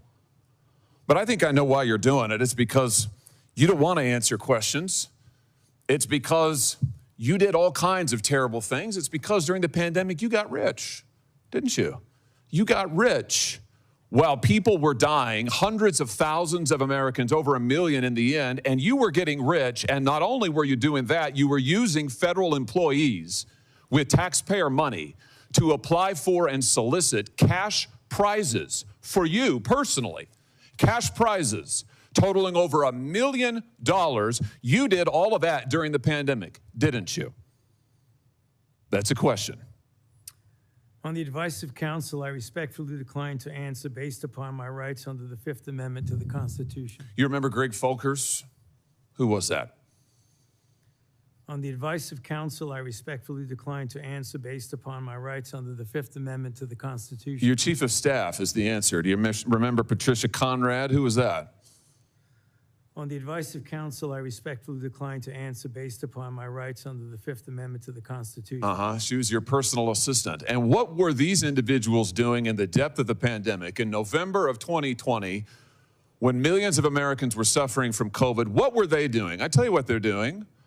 Folkers was on your behalf soliciting and gathering information for a cash award. Let's look at it. We've got his email right here, right over my shoulder.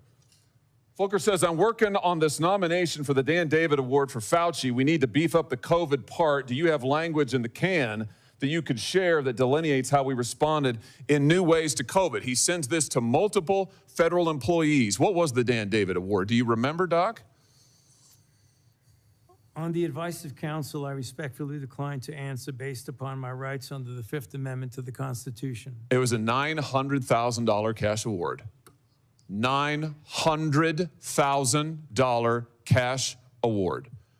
And he got it because he used federal employees to get it. And this wasn't the only award, was it, Dr. Fauci? In fact, you applied for and received at least 8 other federal cash prizes on federal time using federal employees and federal resources. Here they are over my shoulder. Besides the Dan David Award, you've got the Partnership for Public Service, you've got the Adelson Prize, you've got the Smithsonian Award, you've got the National Academy of Medicine's Award, you've got the CDC Foundation. In fact, you turned your staff into a full-time application machine. You actually wrote to people and said, do you think maybe I'd qualify? And you got cash for all of this. And it wasn't just 1 or 2 employees, was it? In fact, you used 8 separate federal employees on federal time using federal resources to solicit cash awards. Isn't that true? On the advice of counsel, I respectfully decline to answer based upon my rights under the Fifth Amendment to the Constitution. Here they are right over my shoulder. Here's all of them. The people that you use, federal employees, so that you could go and get cash money. And the most hilarious part is that you weren't content to even dragoon them into applying for all of these cash awards. You then had them go out to the ethics agencies and ethics watchdogs and demand that you be able to get the money. That's right. We've got it in your emails. Your staff and employees on federal time, using federal resources, being paid with federal dollars, are soliciting cash for you, and then they're turning around and saying to the agency, we don't want just an answer, we want to get to yes, because Fauci wants the money. He wants it. We want to get to yes, and yes takes time. This is your chief of staff again, using federal email to pressure the agency's own ethics people so that you could get money, so that you could get rich. And it violated the law, didn't it, Dr. Fauci? Didn't it? It violated the law, didn't it? It is a question. You can answer. Go ahead. On the advice of counsel, I respectfully decline to answer based upon my rights under the Fifth Amendment to the Constitution. Federal law, as you very well know, prohibits the solicitation of cash awards or other personal benefits for federal employees. And it certainly prohibits using your own employees to do this. 5 CFR section 2635-205B. It says it right there in black and white. You cannot use federal resources, federal dollars, federal employees, federal offices, federal email, federal time to solicit cash awards, and you did all of it, and the worst part is thousands of people were dying while you were doing it. You were supposed to be the nation's doctor, and you were playing one on TV, but this is what you were doing with your time. Isn't that true? On the advice of counsel, I respectfully decline to answer based upon my rights under the Fifth Amendment to the Constitution. Yeah, I can see why. I can certainly see why. You know what I can't quite figure out is that why you were so obsessed with it, because you're already rich. I mean, and your scheme worked here. I mean, your net worth now is north of $12 million. You got over $1 million in cash awards during COVID, during a 12-month, 24-month span during COVID. $1 million you knocked down in cash money using federal resources. Now you're worth more than $12 million. You've got a pension that in its first year paid out north of $400,000 a year. 1 million people dead, you're getting rich. 1 million people dead, you're using federal employees to get cash awards for you. 1 million people dead, and you're here taking the fifth because you don't want to admit that what really happened in all that time was a multi-month, multi-year course of self-dealing. Isn't that true, Dr. Fauci? On the advice of counsel, I respectfully decline to answer based upon my rights under the Fifth Amendment to the Constitution. Yeah, well, silence is admission. And here's the real thing. At the end of the day, it wasn't just about the money, really, was it? It was really about a power trip. I mean, through all of this, you want to be the most famous scientist in the world. You were so focused on getting every award and every drop of cash that you could, all because you wanted to be on TV. You wanted to be the sun god of science. You wanted to be the guy who was in charge of it all. You wanted to lambaste Trump. You wanted to make sure that nobody else stole your spotlight. You wanted to be the guy. You had time to sit for InStyle magazine. Here's what you were doing with your time. You could sit for InStyle magazine, but you can't answer questions for the American people. You could sit for InStyle magazine, but you're here taking the fifth. You could sit for InStyle magazine and get $1 million in cash awards, but now the cat's got your tongue. I bet he does. I tell you what, here's my conclusion from all of this. This was really all about you the whole time. Somewhere along the way, you lost your way. You may have been a good public servant at one time, I don't know. But I can tell you from reading your emails now, from looking at what you did, how you used your employees, somewhere along the line, it became all about you. You became a narcissist and a megalomaniac and a liar. And you've lied to the American people, and you've lied to this body. And you've disgraced your profession by doing it. You called yourself the most famous scientist in the world. You've done more to harm science than anybody in my lifetime. And I hope you'll go home and write that in your diary. Thank you, Mr. Chairman. Senator Fetterman. Thank you, Mr. Chairman. Dr. Fauci, I'm not here to perhaps attack you or defend or anything. It's really just more, honestly, I just want to acknowledge I have had members of my family die from COVID, and now I also grieve for people that I've met that have lost their business through the pandemic, and they'll never been the same. Now, as during the pandemic, I was the lieutenant governor, so we were in the middle of all of that maelstrom, trying to find the right balance between protect life and protect the economics and for all of it. And I'm not sure if we got it all right or wrong, but without a doubt, I can continue to question myself. But one that it's not about much more your regrets, but I have one. And that is early on that there was the theory that the virus could have emerged from the lab. And early on that became like a right-wing kinds of theory. And I thought it seemed to make sense. Now there was a really advanced lab that was close by, and then you have this unknown virus out. So, but that became a very partisan thing. And now it seems now it's more and more emerging theory that would have come from the lab. Now, you know, I think that the next time our nation's facing something like this, we are not become, you know, as I might have been, blinded by the partisan idea that maybe the truth might come from a side that's different than you are. But I think we should really be willing to pursue truth, no matter where that may have emerged, you know, for all of that. So, and I now cede the the remain back to the chair. Thank you. Senator Moreno. Thank you, Mr. Chairman. And I will echo Senator Johnson's comments about your opening statement, Mr. Chairman. I think it was dead on. Very, very well done. Mr. Fauci, do you know who David Schertler is? On the advice of counsel, I respectfully decline to answer based upon my rights under the Fifth Amendment to the Constitution. Fifth Amendment of the Constitution. What does the Fifth Amendment of the Constitution say?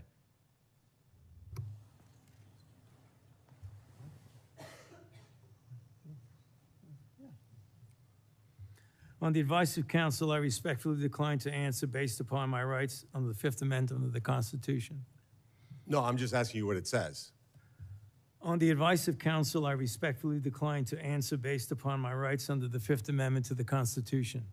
I'm going to give the Constitution to my aide. He'll bring it over to you so you can have it for future reference. I think it's something that every American should know what the Constitution says. Do you know who wrote the Fifth Amendment? On the advice of counsel, I respectfully decline to answer based upon my rights under the Fifth Amendment of the Constitution. So you're invoking a right that you don't know who wrote it or what it says. Is that correct? On the advice of counsel, I respectfully decline to answer based upon my rights under the Fifth Amendment to the Constitution. Wow. All right, let me tell you who David Schertler is for the audience because he was ejected by the chairman. He's a high-profile criminal attorney. He's represented some really great people, like Senator Bob Menendez. Maybe that's somebody who my Democrat colleagues may remember took gold bars as bribes from the Egyptians. And there's an article here in the Washington Free Beacon that talks about why you would hire a guy like David Schertler. And the comment is, if you're in deep shit, that's who you call. Do you feel like you're in deep shit? On the advice of counsel, I respectfully decline to answer based upon my rights under the Fifth Amendment to the Constitution. Clearly, what you think today is that somehow you're above reproach. Somehow you feel like you don't need to be treated like a normal American. Can you do me a favor in the audience and stand up if during the time of the COVID pandemic, you were called a racist for calling the virus a Wuhan virus or the China virus? If you thought the 6-foot rule was total crap, if you thought the vaccine wasn't something that you should take, if you thought it was outrageous the way the mask policy was rolled out, if you were fired from your job for not taking that vaccine, including members of the military, if you thought closing schools was catastrophically stupid, and that you thought that during these times saying these things made you somehow a lesser human being. Dr. Fauci, can you just turn around and look at the people behind you? You're not willing to do that? That's not a question. It's not a question. To your lawyers, not a question. It's a request. All you have to do is look up from your lawyers and look at the people who were absolutely shamed for saying what we know now to be the truth. You can't even look at them? That's a question. Are you able to look at them? You can sit down in the audience.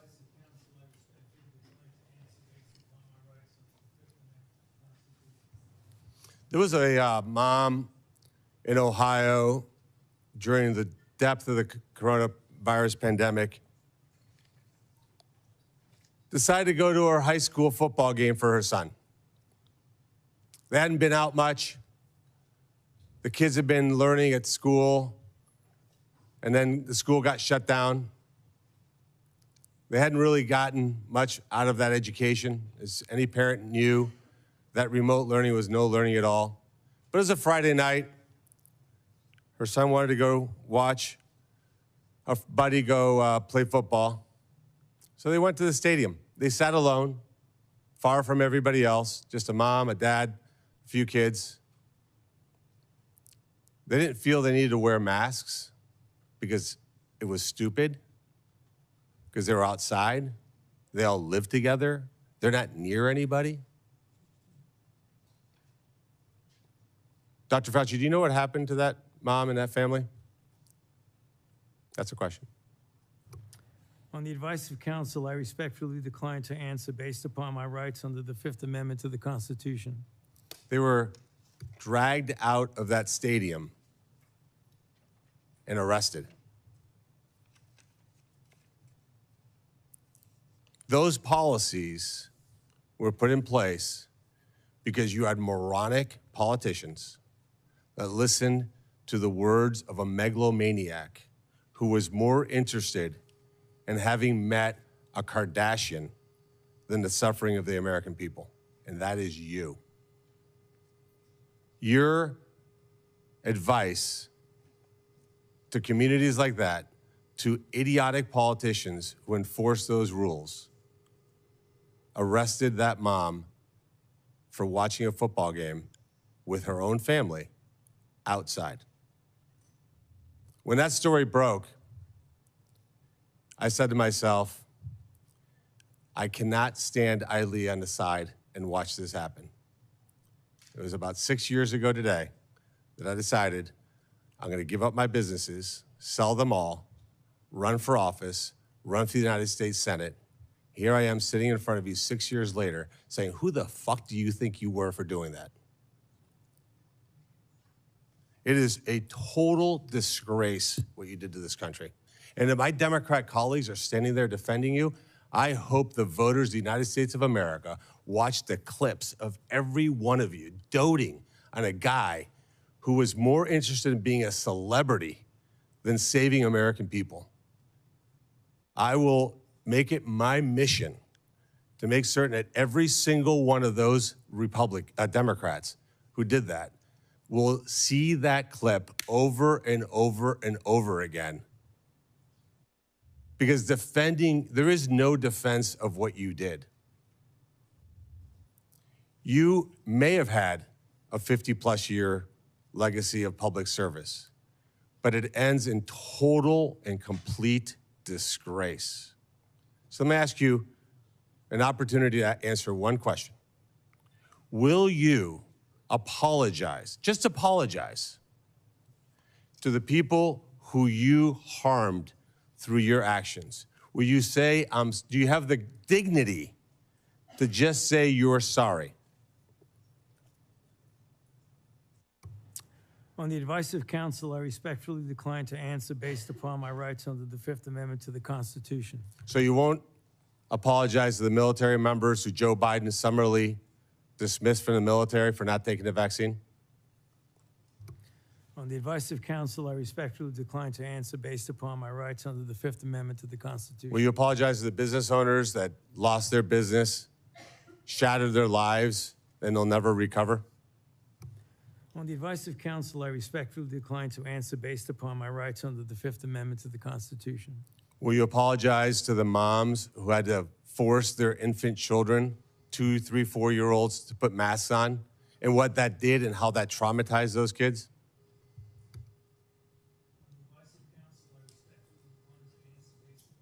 Under the Fifth Amendment to the Constitution. Will you apologize to the family members of the people who died because they took your advice and not only got the first vaccine, but the 5, 6 other boosters that they did not need?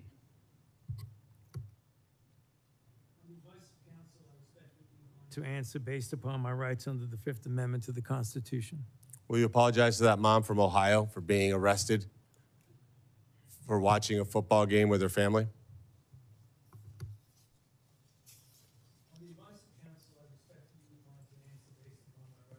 Fifth Amendment to the Constitution. So you didn't know who wrote the Fifth Amendment. It's James Madison. Lived in this town. I can only wonder what he would think of somebody like you invoking his writings to shield culpability for the actions that you took. It's no secret why you have to hire the biggest dirtbag attorney on the planet because of what you did. I hope you're paying him well. And I hope that one way or the other, somewhere, sometime, you answer for your crimes. Senator Ernst. Thank you, Mr. Chairman, for holding this important hearing today.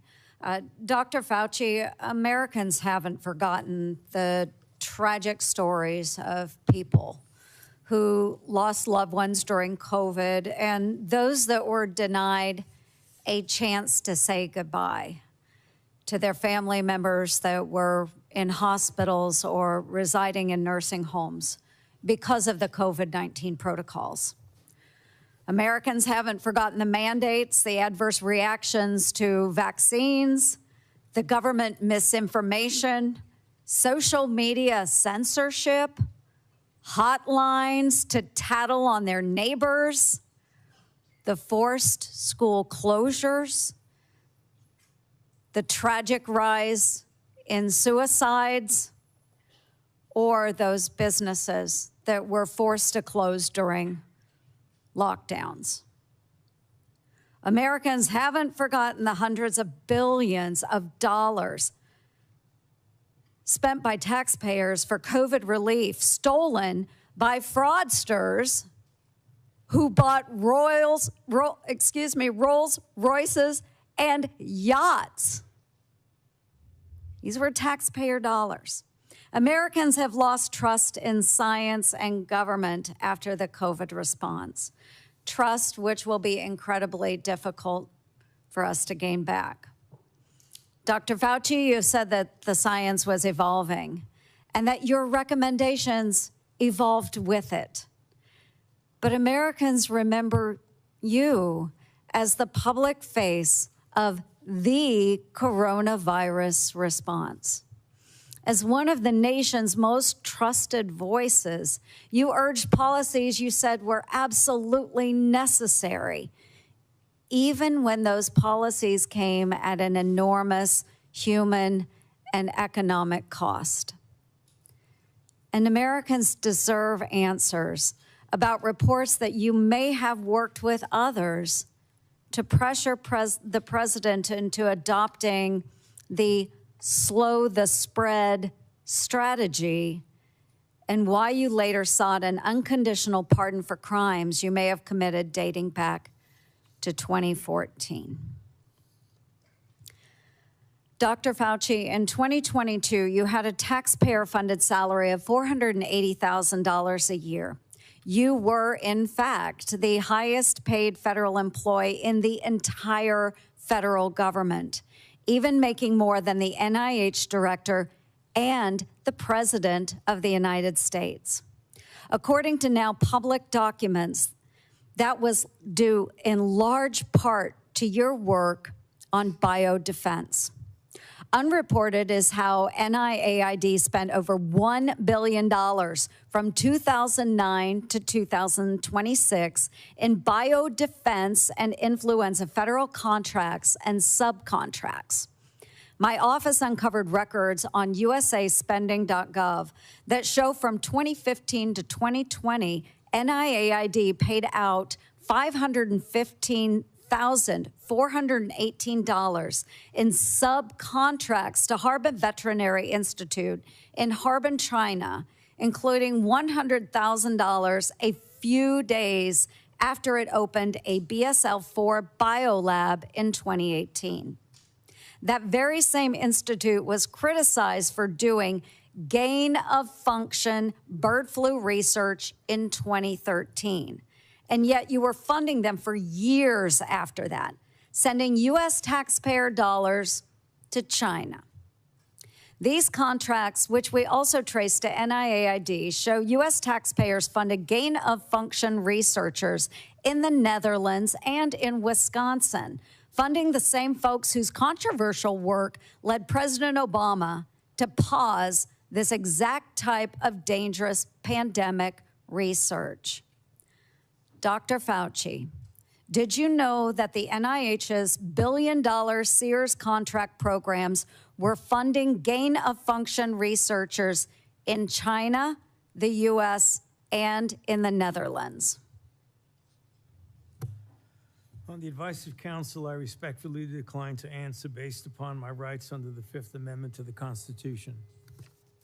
Dr. Fauci, Dr. Deborah Birx wrote in her book that you and President Obama's former CDC director were at a Saturday, March 14th,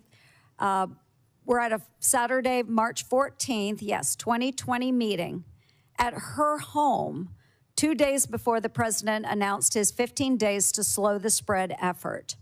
Your now released diary said the meeting was a week before that.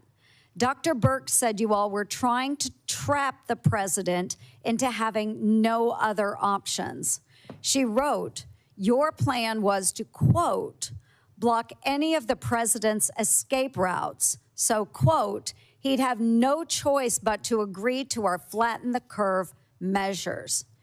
Yes or no, Dr. Fauci, did you try to block or trap President Trump into the slow the spread, flatten the curve measures in March 2020? On the advice of counsel, I respectfully decline to answer based upon my rights under the Fifth Amendment to the Constitution. When the COVID-19 virus broke out in Wuhan, China, you, Dr. Fauci, knew pretty much right away that NIH had funded Chinese labs, including those doing coronavirus research. There's email traffic from early January 2020 where your staff was flagging for you that NIH funded coronavirus research at the Wuhan lab through EcoHealth Alliance. Yet few Americans knew we funded the Wuhan lab because the funding went through a sub-award and was not reported to the public database like usaspending.gov as it should have been. Also, EcoHealth violated federal law by failing to report in its research papers how much taxpayer funding it spent on that research. At my request, the Government Accountability Office helped track down that $1.4 million of U.S. taxpayer money that was sent to the Wuhan Institute of Virology, both by you, Dr. Fauci, and through USAID. But first, it passed through EcoHealth Alliance, which I helped to get defunded through the NDAA. Dr. Fauci, did you intentionally use sub-award funding to obscure NIH funding of Chinese biolabs and coronavirus research? On the advice of counsel, I respectfully decline to answer based upon my rights under the Fifth Amendment to the Constitution. NIAID awarded multi-million-dollar grants to a number of scientists shortly after they wrote publicly in the Proximal Origins paper that the COVID virus likely came from nature. Though documents Chairman Paul released last week show in private, those same scientists were much more open to the virus being from a lab. In 2023, Representative Jordan insinuated that you basically gave a $9 million bribe in the form of an NIH grant to NIH-funded virologists to say the virus likely was from nature. Dr. Fauci, yes or no, did you reward the Proximal Origin authors by giving them NIAID grants or contracts? I decline to answer based upon my rights under the Fifth Amendment to the Constitution. Dr. Fauci, we have learned that U.S. coronavirus researchers at UNC shipped, quote, humanized or transgenic mice to China by around 2017 for use in their dangerous coronavirus work. Under your NIAID coronavirus, researchers also used aborted baby body parts in mice research, and taxpayers paid for them to do that. NIH-funded coronavirus researcher Dr. Ralph Barrick and his colleagues at UNC put parts of livers, thymuses, and chunks of human fetal lung that they got from aborted, almost 5-month-old human babies. They put those parts in their research mice. They disgustingly named them BLTL mice and wrote they had created a, quote, sandwich of aborted body parts in the mice. Get it, folks? BLT. A BLT sandwich. Your RML lab employees in Montana also ordered and used aborted baby body parts in their taxpayer-funded research. And emails show how they plan to use those mice for post COVID work.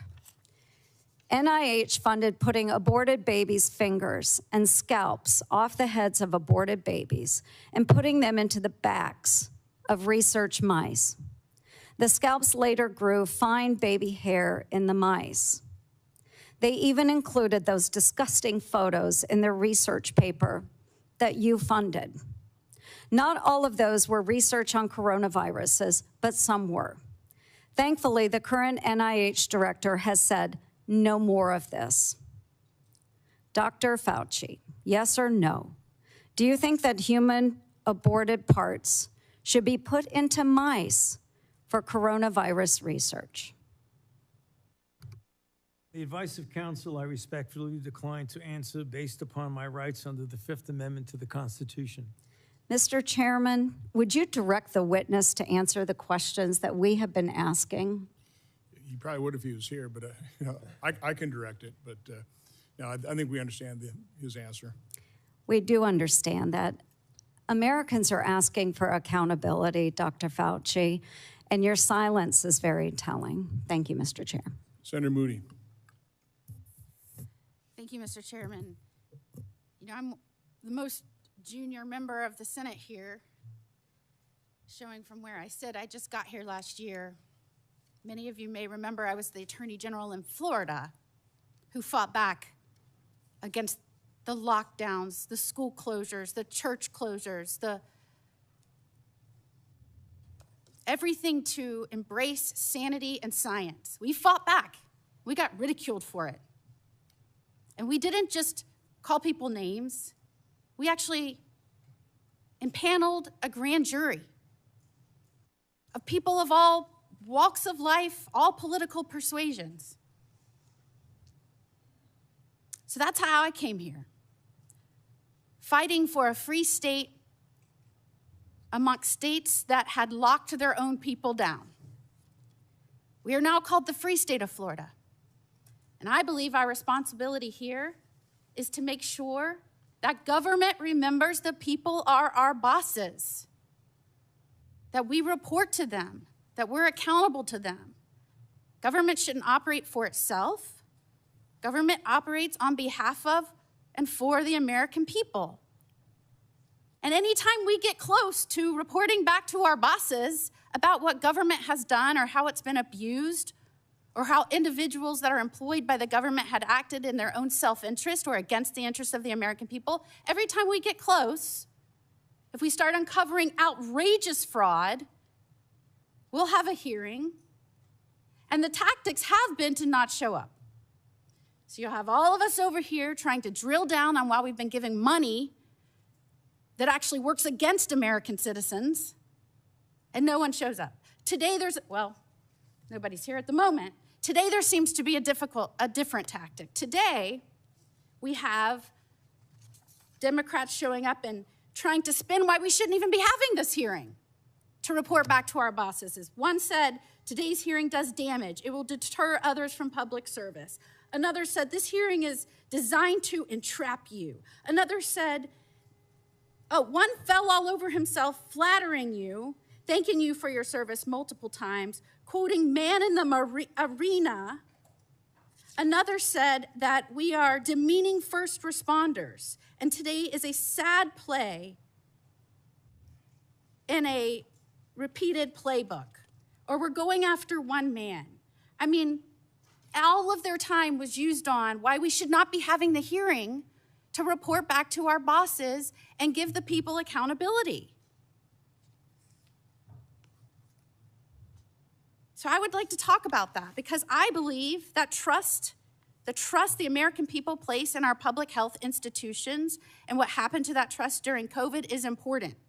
Because in a public health emergency, they are asked to make extraordinary sacrifices based on advice given to them by the government that is supposed to be working for them. And for that system to work, the public has to be able to trust the people giving them instructions. That trust depends on candor. Would you agree with that, Dr. Fauci? On the advice of counsel, I respectfully decline to answer based upon my rights under the Fifth Amendment to the Constitution. And when the evidence is uncertain, officials need to say so. When recommendations are based on assumptions rather than hard data, they need to say so. And when they get something wrong, they need to own it. And when the trust is lost and the consequences extend far beyond any single pandemic, the next time public health officials genuinely need Americans to listen, millions of people may simply ignore them or not believe them. And Dr. Fauci, you were undeniably the face of the federal government's COVID response. You said so yourself in your diary. You said it's not hyperbole to say, I've become the most famous and talked about person in the country. So I want to understand how we got here. Let's start at the beginning. On March 8th, 2020, you appeared on 60 Minutes to discuss the spread of COVID-19. You were specifically asked to clear up the confusion and misinformation surrounding masks. You told the American people, right now in the United States, people should not be walking around with a mask. The interviewer immediately stopped you and said, are you sure of it? Because people are listening really closely to this. And instead of walking back or qualifying your statement in any way, you doubled down. There's no reason to be walking around with a mask. When you're in the middle of an outbreak, wearing a mask might make people feel a little better. It might even block a droplet, but it's not providing the perfect protection that people think it is. And often there are unintended consequences. People keep fiddling with their masks. They keep touching their face. Just a few weeks later, the CDC released its guidance recommending that Americans wear masks in public. You were asked to explain your original recommendation. You emphasized a very different consideration. You said, well, back then, the critical issue was to save the masks for the people who really needed them because it was felt there was a shortage of masks. So I want everybody to sit with that. The critical issue driving your initial recommendation to the American public was scarcity, logistics, not medical evidence. So when you told the American people there was no reason to wear a mask, what was your principal objective? Giving them an honest assessment of the medical evidence or discouraging them from consuming a scarce supply of masks? On the advice of counsel, I respectfully decline to answer based upon my rights under the Fifth Amendment to the Constitution. Well, unfortunately, that was just the beginning of a broader pattern. Let's talk about the 6-foot distancing rule. In April 5th, 2020, interview on CBS said, every time I get to that podium in the White House briefing room, I always essentially plead with people. Please take a look at those very simple guidelines of physical separation, and they're very, very clear. Physically separate 6 feet away. Yet when Congress finally asked you in 2024 what science supported that evidence, 6-foot distance rule for COVID, you admitted you were not aware of any studies supporting it. Incredibly, you said the 6-foot rule sort of just appeared and described it as an empiric decision that wasn't based on data. That rule had real consequences. Schools didn't open back up. Businesses didn't open back up. Churches didn't open back up. I could go on and on and on. And Americans were kept physically separated from one another during the most difficult moments of their lives. Many lost loved ones during that time. So, Dr. Fauci, did you have any evidence to support a 6-foot separation rule when you gave that advice to Americans?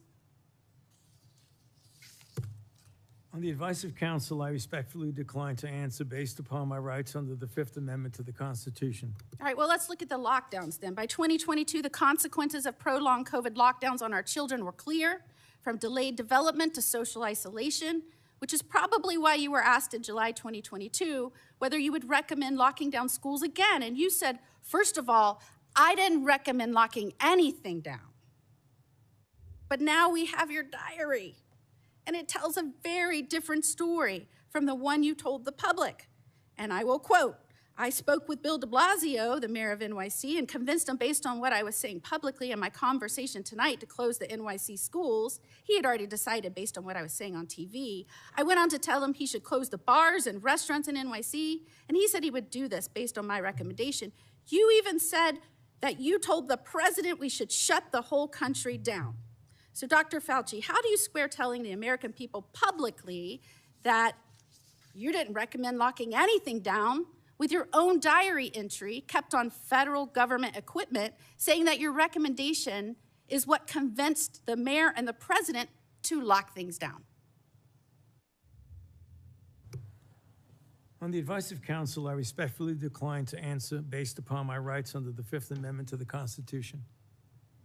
Now, I just want to make clear that when in Florida, we were pleading with people to give us advice based on scientific evidence, that we were getting these conflicting statements by you that didn't match scientific data. And in fact, when we impaneled a grand jury, the grand jury's conclusion, not surprising to anyone, and by the way, we're still the only state to have impaneled a grand jury. I was the only attorney general to do this. We did this in 2023. That conclusion was the lockdown, mask, and social distancing advice ministered by federal agencies and implemented by certain local, state, and federal agencies was not based on the best available scientific data. In fact, many recommendations and their accompanying mandates departed significantly from available research. Again, people from all walks of life, all political persuasions, that is what they found. And yet, during that time, while you were giving those statements, knowing there was no scientific basis for it, and we know now you knew it because we have your diary entries, you called the governor that I worked with to fight to keep Washington and D.C. out of our state so that we could indeed respect the rights of our citizens. You called our governor, Governor DeSantis, and I'm going to quote this so I get it right out of your journals, a total jerk, that he is a complete disgrace, that he is blocking local authorities from mandating masks in various locations, including schools. And you were very concerned and upset that we were actively, and I'm going to quote, criticizing you, and we talked virtually every day about being wrong on everything.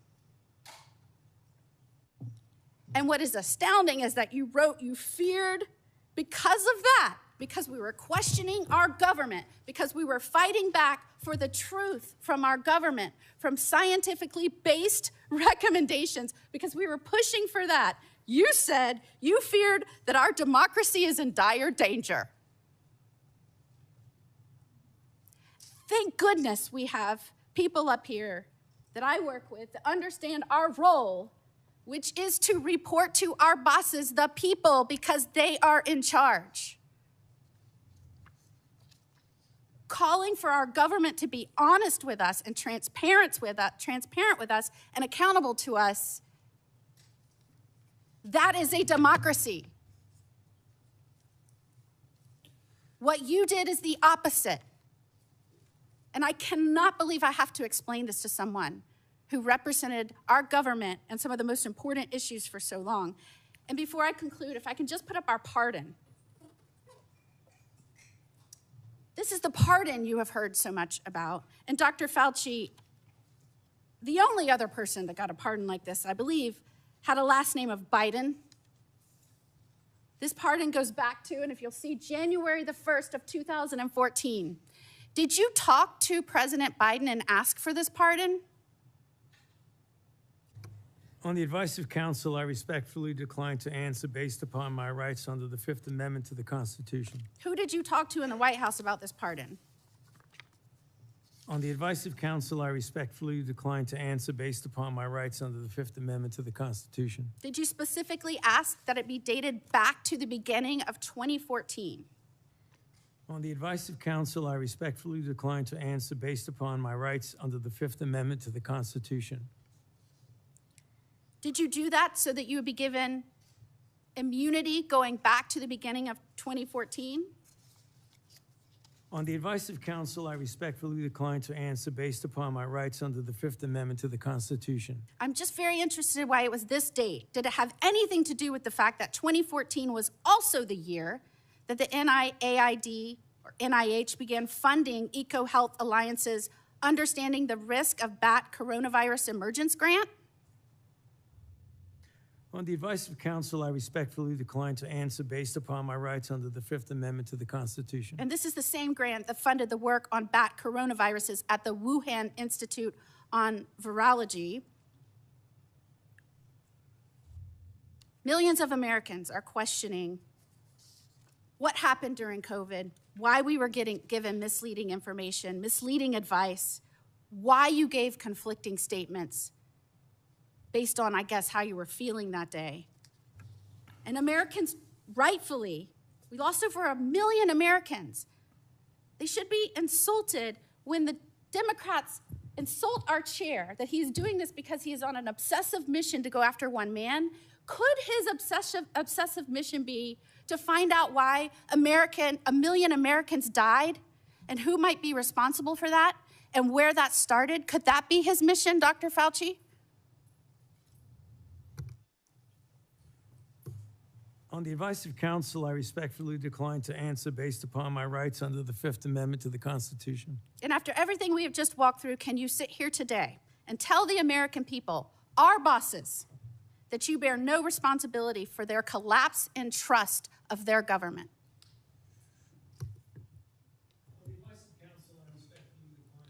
Based upon my rights under the Fifth Amendment to the Constitution. Time has expired.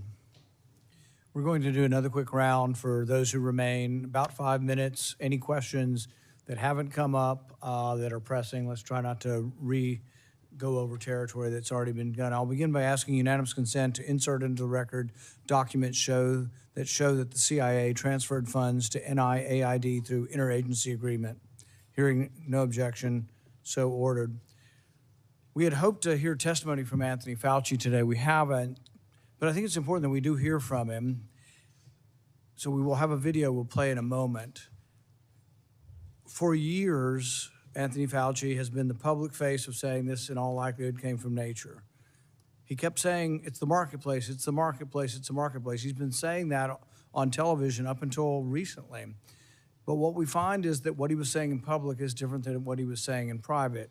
In January, in private, he wrote that looks like the wet market was a super spreader event. It didn't originate there. We know that some of the earliest deaths and sickness came from somewhere else.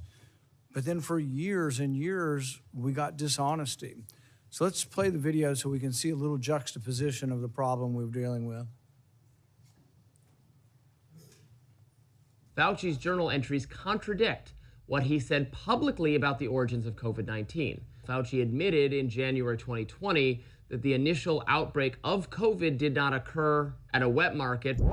Take a really good look at the animal-human interface and the fact that animals from the wild are being brought into wet markets. You have animals that come out of the wild that are sold at these open, what they call them, wet markets. Wet markets, where you bring animals in from the wild who have these viruses. The wet markets in Asia, where people bring animals from the forest into market. There are wet markets in Wuhan that are ample opportunity for a virus to jump from an animal. The origin was from a bat to an intermediate host to a human, very likely in a wet market. And those animals should not have been in the Wuhan market. They knew that those animals should not have been in the market, and they immediately cleaned out the market, put restrictions on the kinds of animals that come into these wet markets. I think they should shut down those things right away. I mean, it boggles my mind. So repeatedly saying in public something different than what he believed in private.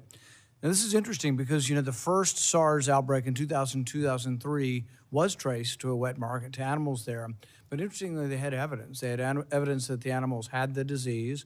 They also had evidence that the handlers had a disproportionately high number of antibodies to the disease. So there was evidence, and the evidence was presented. So when this came out, the same thing happened again. They did look at the wet market. They looked at the wet market and tested, I think, 80,000 animals and didn't find any animals that had COVID-19. When they did find COVID-19 and trace samples there, they found that the DNA or the RNA was consistent with human spread. This was known not later on, didn't take years to develop, was known in January of 2020. And so Dr. Fauci says privately he knows it didn't come from the wet market, but as you saw, those were over a multi-year period. One of the other discussions I've had with Dr. Fauci over the years about natural immunity. So most infections, you get a degree of immunity, not perfect, some fairly perfect. Smallpox, you just don't get again. George Washington knew this. He had his wife get vaccinated, but he didn't because he'd already had smallpox. But there's one particular story that a man came up to me who'd lost his wife to COVID. He said, we all got it. We all got sick, and my wife ended up getting sick enough to go to the hospital. But we'd recovered 2 weeks. She was still alive. 2 to 3 weeks later, we'd all recovered, and they wouldn't let us be with her. And to this day, it's one of the saddest things. And it just, I think all of us should think about this. They were not allowed to visit their mom. He wasn't allowed to visit his wife in the hospital. But based on this misunderstanding of natural immunity, that for some reason 2 weeks later they were a problem. But this was all promulgated by you. We had the workers in the the meat factories. They were essential. They had to keep working. Most of them got COVID. They got it in the first couple of weeks. Most of them were younger. The reassurance should have come from public health. The reassurance should have said, congratulations, you've recovered. It also should be acknowledged. What's the number one thing we can do if we get another pandemic? Before we have a vaccine, before we have monoclonal antibodies, it would be to utilize natural immunity. So instead of the advice you were giving to Cuomo and others in New York that led to the deaths of hundreds of thousands of people or tens of thousands of people, you could have been saying, well, maybe the nurses taking care of the elderly should be people who are 2 weeks out from COVID infection. We could have used natural immunity as somewhat of a block of protection. Imperfect, but the only protection we had and the only thing we could have done. Instead, the nursing homes were seated with people who had COVID. So I think the discussion of natural immunity is one where there wasn't sufficient honesty, humility, there wasn't enough presentation to encourage people. That was the only encouraging thing we had for a while is you've got it, you're very, very, if not impossible, close to impossible chance that you'll die if you get it again. Everybody could have been reassured. Nobody was reassured. It's like, well, we don't know. We just don't quite understand natural immunity. My favorite quote from that is from Martin Kulldorff from Harvard. You called him one of the people that you had to take down, the fringe epidemiologist, which I've never ever heard a scientist call another scientist that. But he jokingly said on Twitter, he said, yeah, we knew about natural immunity from 486 BC, from the time of the Athenian plague. We lost all knowledge of it in 2020. The good news is it's slowly coming back. 24 to 2025, we're beginning to understand what natural immunity is again. Not something perfect, but a useful tool that could have been used, but also something that could have helped people by telling the public, my goodness, you're not gonna die now. You have a chance. If you've already had it and you're 85 years old and you're at risk for it, and you're wanting to feed your wife, and they're telling you to wear 4 masks and not be around your wife when you've already had it, it made no sense. I visited with a man whose mom was 83 and she was dying from COVID. They go to the hospital in Orange County. They won't admit her to the hospital till she's vaccinated because we have a policy that everybody in the hospital must be vaccinated. She's got COVID and they wanted to vaccinate her again.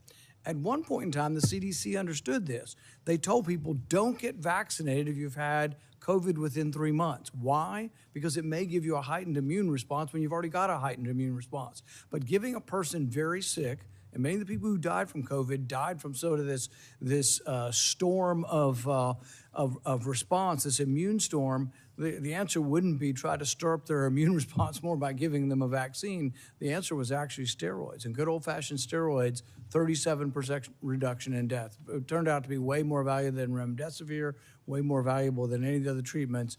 But I don't remember ever hearing a complimentary word on natural immunity or steroids or anything else. And I wish we could have done more today. I would have been willing to accept an apology today. I'm sorry I made mistakes. We all made mistakes. And, at the time I thought the gain of function research was, the risks of it were worth the benefits. But I've reassessed since 15 million people died. People say, well, gosh, these things never happen. We know it happened in 1977. We know with 100% certainty a virus escaped. In 1977, there's something called the Russian flu. Nobody's exactly positive how it got out. But when they sequenced it, they found out that a flu in 1977 had exactly the same RNA as the 1954 one that they had in the lab and they had created a vaccine for. In fact, turns out anybody born before 1954 was immune, and the only people who got it were people who were born between 1954 and 1977. But it was identical. The genetic sequence was identical to this vaccine or the virus from 1954, and that doesn't happen because these respiratory viruses are always mutating. To be identical means it had to have leaked from the lab, proof positive that it had. So we know this happens. An author by the name of Young wrote a book and said there was 1,200 cases of significant accidents that have occurred.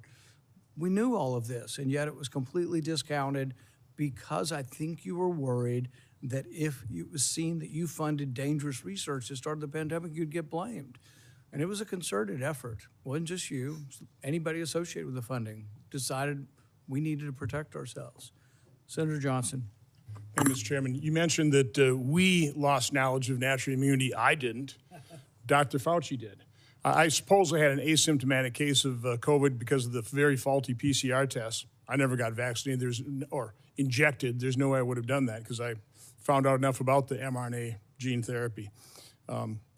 But you also brought up the issue of hospital protocols. I'm going to be holding a public event on hospital protocols. We've already received a couple hundred testimonies. They are heart-wrenching. They are heart-wrenching. Here's an excerpt from the testimony of a staff surgeon, very experienced, doctor for decades, at Providence Regional Medical Center, Everett, Washington. Quote, after our hospital was given remdesivir by the CDC, we were provided misleading/inaccurate information about the drug by our medical leadership. When I had a young trauma patient who was a perfect candidate for remdesivir, the infectious disease doctor on call told me to not give it to her because, quote, she seemed like a nice girl. He concludes it was known early the remdesivir kills. As I said, nurses referred to it as run, death is near. So again, I've always been, because it never made sense to me that we put all of our eggs in the experimental gene therapy. If you knew anything about it, you would have avoided it like a plague. And we sabotaged early treatment. But the only treatment we really approved, monoclonal antibodies, which I think basically worked pretty well, but those weren't particularly available. They were denied an awful lot of patients. It was all remdesivir. Based on a study that the NIH changed the endpoint from mortality, because it had no impact on mortality, to days of recovery. A drug that the WHO recommended against its use in COVID in November of 2020, but a drug that cost over $3,000 for a course of treatment, versus things like ivermectin, hydroxychloroquine, who even Dr. Fauci, I should have got that one out because I want to take this time to enter things in the record, said that, we need to have a very tight protocol on remdesivir because it's unknown, but hydroxychloroquine, that's approved, some side effects, but we have a long history of it. Let's put up my latest chart. Again, I was tracking adverse events on the experimental injection, but I use this chart as a comparison. So you've got ivermectin, hydroxychloroquine. These are average, again, VAERS doesn't improve causation, but there's correlation. It's there for safety signals. So ivermectin, over 30 years of FDA reports, 17 deaths per year. Hydroxychloroquine, over 38 years of reporting, 142 deaths per year. Remdesivir, over 5.5 years, 546 deaths per year. The COVID injection, almost 7,000 deaths per year. Which is safest? What did the FDA freak us out about ivermectin, hydroxychloroquine, when they turned a complete blind's eye toward the injection's injury? So I want to enter the quote from the surgeon. By the way, here's the answer. Cheryl Atkinson in an interview said, when it comes to money, we check financial ties among experts on the government panel devising coronavirus treatment guidelines, which had the effect of dialing back hydroxychloroquine use and giving an edge to remdesivir. We found the 11 members reporting links to a drug company, 9 of them named relationships to remdesivir's maker, Gilead. 7 more, including 2 of the committee leaders, have ties to Gilead beyond the 11 months they had to disclose. 2 were on Gilead's advisory board, others were paid consultants or received research support and honoraria. By the way, within the study, I think one of the study participants was an employee of Gilead. A bunch also had conflicts with Gilead. So, I wonder why. There are conflicts of interest. Gilead made billions of dollars off of remdesivir and people died. In terms of ignoring safety signals, you can probably put that down now. This has come to light. This is Dr. Drew Weissman, who got the Nobel Prize for the mRNA platform. He wrote to Dr. Fauci on February 8th of 2020. Tony, I wanted to alert you to some new data we generated with our mRNA LNP vaccine. Now, it was a higher fold dose, but that mRNA LNP go to the placenta and fetus, measured by translation of the mRNA and cause of immune response in the amniotic fluid. So that same day, Dr. Fauci responds it'd be interesting to see what human dose levels given intramuscular do. So about a month later, Dr. Weissman replies, he said, we still have some concerns over the data after they tested at IM. Now, again, there's more documentation in terms of the FDA blew it off. It's like, don't worry about that. That was the whole thing. That's what Peter Marks did when he was shown that his algorithm was going to mask safety signals. The last thing I want to enter in the record here is, and I want to make the point, why is this important? That they buried the treatment of severely injection injured. The fact that we haven't acknowledged these injection injuries, these people can't get treatment. They're being gaslit by their doctors. So it's all in your head. The rate of the injection injured of suicides is increasing because they've given up hope, because our medical establishment and federal health agencies completely failed them, failing to acknowledge it. So again, Dr. Nath was diagnosing and treating injection injured in March of 2021. This concerned people. So you had Dr. Walter Koroshitz writes Dr. Fauci. One of the points he made, there's been a steady, slow stream of reports to me of post-vaccination neurological conditions. Dr. Nath has been collecting a bunch. He has reports sent out to publish. Well, that alarmed everybody. Boy, you can't let the public know what's actually happening. You can't actually let the public know what the science is showing. So on April 29th, a email from Francis Collins, head of NIH, to Dr. Koroshitz, says, I find this approach troubling and will have the main consequence of feeding vaccine hesitancy and social media overreaction. Then Dr. Lawrence Tabak writes to Francis Collins, I don't understand why Walter does not shut this thing down. Why don't you shut down Dr. Nath, who's actually treating injection injured? Why? Because of vaccine hesitancy. And because we haven't acknowledged that, and the reason I've been advocating for this is because I know the injection injured. I know people who lost loved ones within days of the injection. And we've turned our backs on them. They deserve acknowledgement. They deserve to be heard, seen, and believed so they can get treatment. I also know the doctors whose careers were destroyed because you denigrated things like ivermectin and denied ivermectin to people in hospitals who got their kidneys knocked out by the remdesivir but got put on ventilators, never got to hug their loved ones goodbye because of those hospital protocols. That's what your science did to people. So, Dr. Fauci, my only question is, based on your lack of testimony here today, based quite honestly on our investigation into the cover-up of safety signals and injection injuries, we have issued letters to a number of former FDA officials to come in for transcribed interviews. You will be getting a letter today asking for a volunteer transcribed interview. So I'd be asking, will you comply or will I have to subpoena you? On the advice of counsel, I respectfully decline to answer based upon my rights under the Fifth Amendment to the Constitution. Expect a subpoena. Thank you. Senator Scott. Dr. Fauci, did you personally receive any royalty payments connected to COVID-related intellectual property? On the advice of counsel, I respectfully decline to answer based upon my rights under the Fifth Amendment to the Constitution. Given that NIH receives royalty payments from certain pharmaceutical companies, why would any American believe these financial ties did not influence decisions about which treatments were promoted or restricted? On the advice of counsel, I respectfully decline to answer based upon my rights under the Fifth Amendment to the Constitution. Why doesn't NIAID publicly disclose these payments? On the advice of counsel, I respectfully decline to answer based upon my rights under the Fifth Amendment to the Constitution. Did you partner with Bill Gates on global health initiatives or vaccines? On the advice of counsel, I respectfully decline to answer based upon my rights under the Fifth Amendment to the Constitution. How much did Bill Gates entities provide in funding to NIAID collectively since 2005?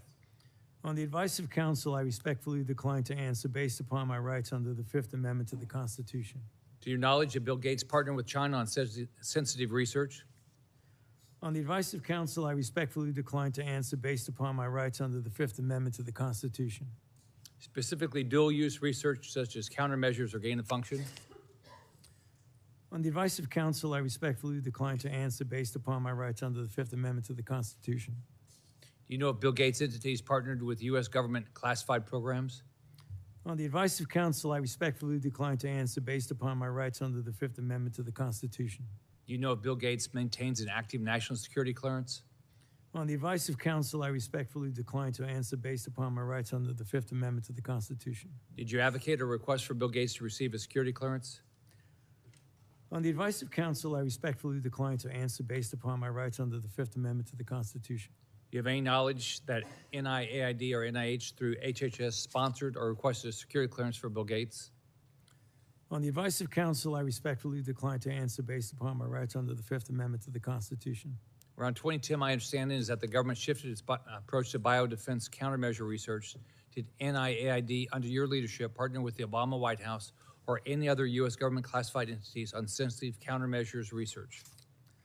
On the advice of counsel, I respectfully decline to answer based upon my rights under the Fifth Amendment to the Constitution. Did your office take steps to drive biological research investments? On the advice of counsel, I respectfully decline to answer based upon my rights under the Fifth Amendment to the Constitution. What was private industry's take on the type of research in the 2010 timeframe and before? On the advice of counsel, I respectfully decline to answer based upon my rights under the Fifth Amendment to the Constitution. Was it considered too dangerous to conduct, and industry was hesitant to take this on and invest in? On the advice of counsel, I respectfully decline to answer based upon my rights under the Fifth Amendment to the Constitution. Why did you take steps to mature the government's approach to biodefense? On the advice of counsel, I respectfully decline to answer based upon my rights under the Fifth Amendment to the Constitution. Were there any specific lines of effort or actions you felt were needed during this time to improve the research, development, and fielding model? On the advice of counsel, I respectfully decline to answer based upon my rights under the Fifth Amendment to the Constitution. How was dual use and gain of function incorporated or accounted for in maturing biodefense countermeasures? On the advice of counsel, I respectfully decline to answer based upon my rights under the Fifth Amendment to the Constitution. Did you ever discuss moving gain of function countermeasures research out of government space to private industry space? On the advice of counsel, I respectfully decline to answer based upon my rights under the Fifth Amendment to the Constitution. How were these private organizations regulated through government oversight while conducting risky research, including gain of function or gene editing technology? On the advice of counsel, I respectfully decline to answer based upon my rights under the Fifth Amendment to the Constitution. Did the Obama White House or any government entities take steps to inject funding into private industry? On the advice of counsel, I respectfully decline to answer based upon my rights under the Fifth Amendment to the Constitution. How do you ensure that our national security and public health is protected when private organizations work with foreign countries of concern and have the no government oversight, such as the Eco Health Alliance research grant you funded in a CCP military lab? On the advice of counsel, I respectfully decline to answer based upon my rights under the Fifth Amendment to the Constitution. Given the culture of the pay to play at NIAID, did you or anyone acting on your behalf make any payment or enter any arrangement in any way or fashion to secure influence the broad pardon you received from President Biden? On the advice of counsel, I respectfully decline to answer based upon my rights under the Fifth Amendment to the Constitution. Thank you, Mr. Chairman. I'd like to ask unanimous consent to enter into the record a letter from the Department of Energy that confirms during Anthony Fauci's tenure that Bill Gates was given Q security clearance from 2014 to 2021. Without objection, that will be entered into the record. I'd also ask unanimous consent to enter into the record the contents of the folder of authorities provided to Dr. Fauci, including the pardon.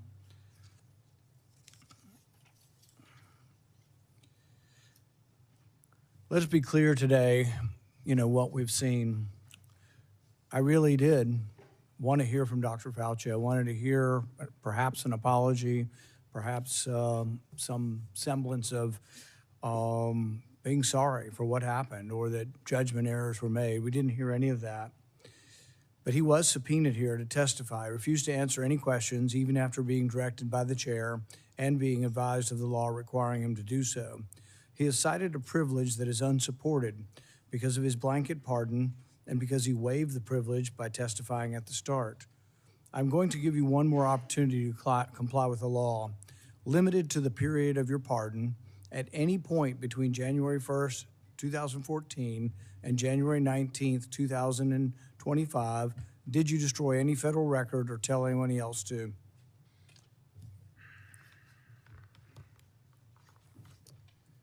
Under the advice of counsel, I respectfully decline to answer based upon my rights under the Fifth Amendment to the Constitution.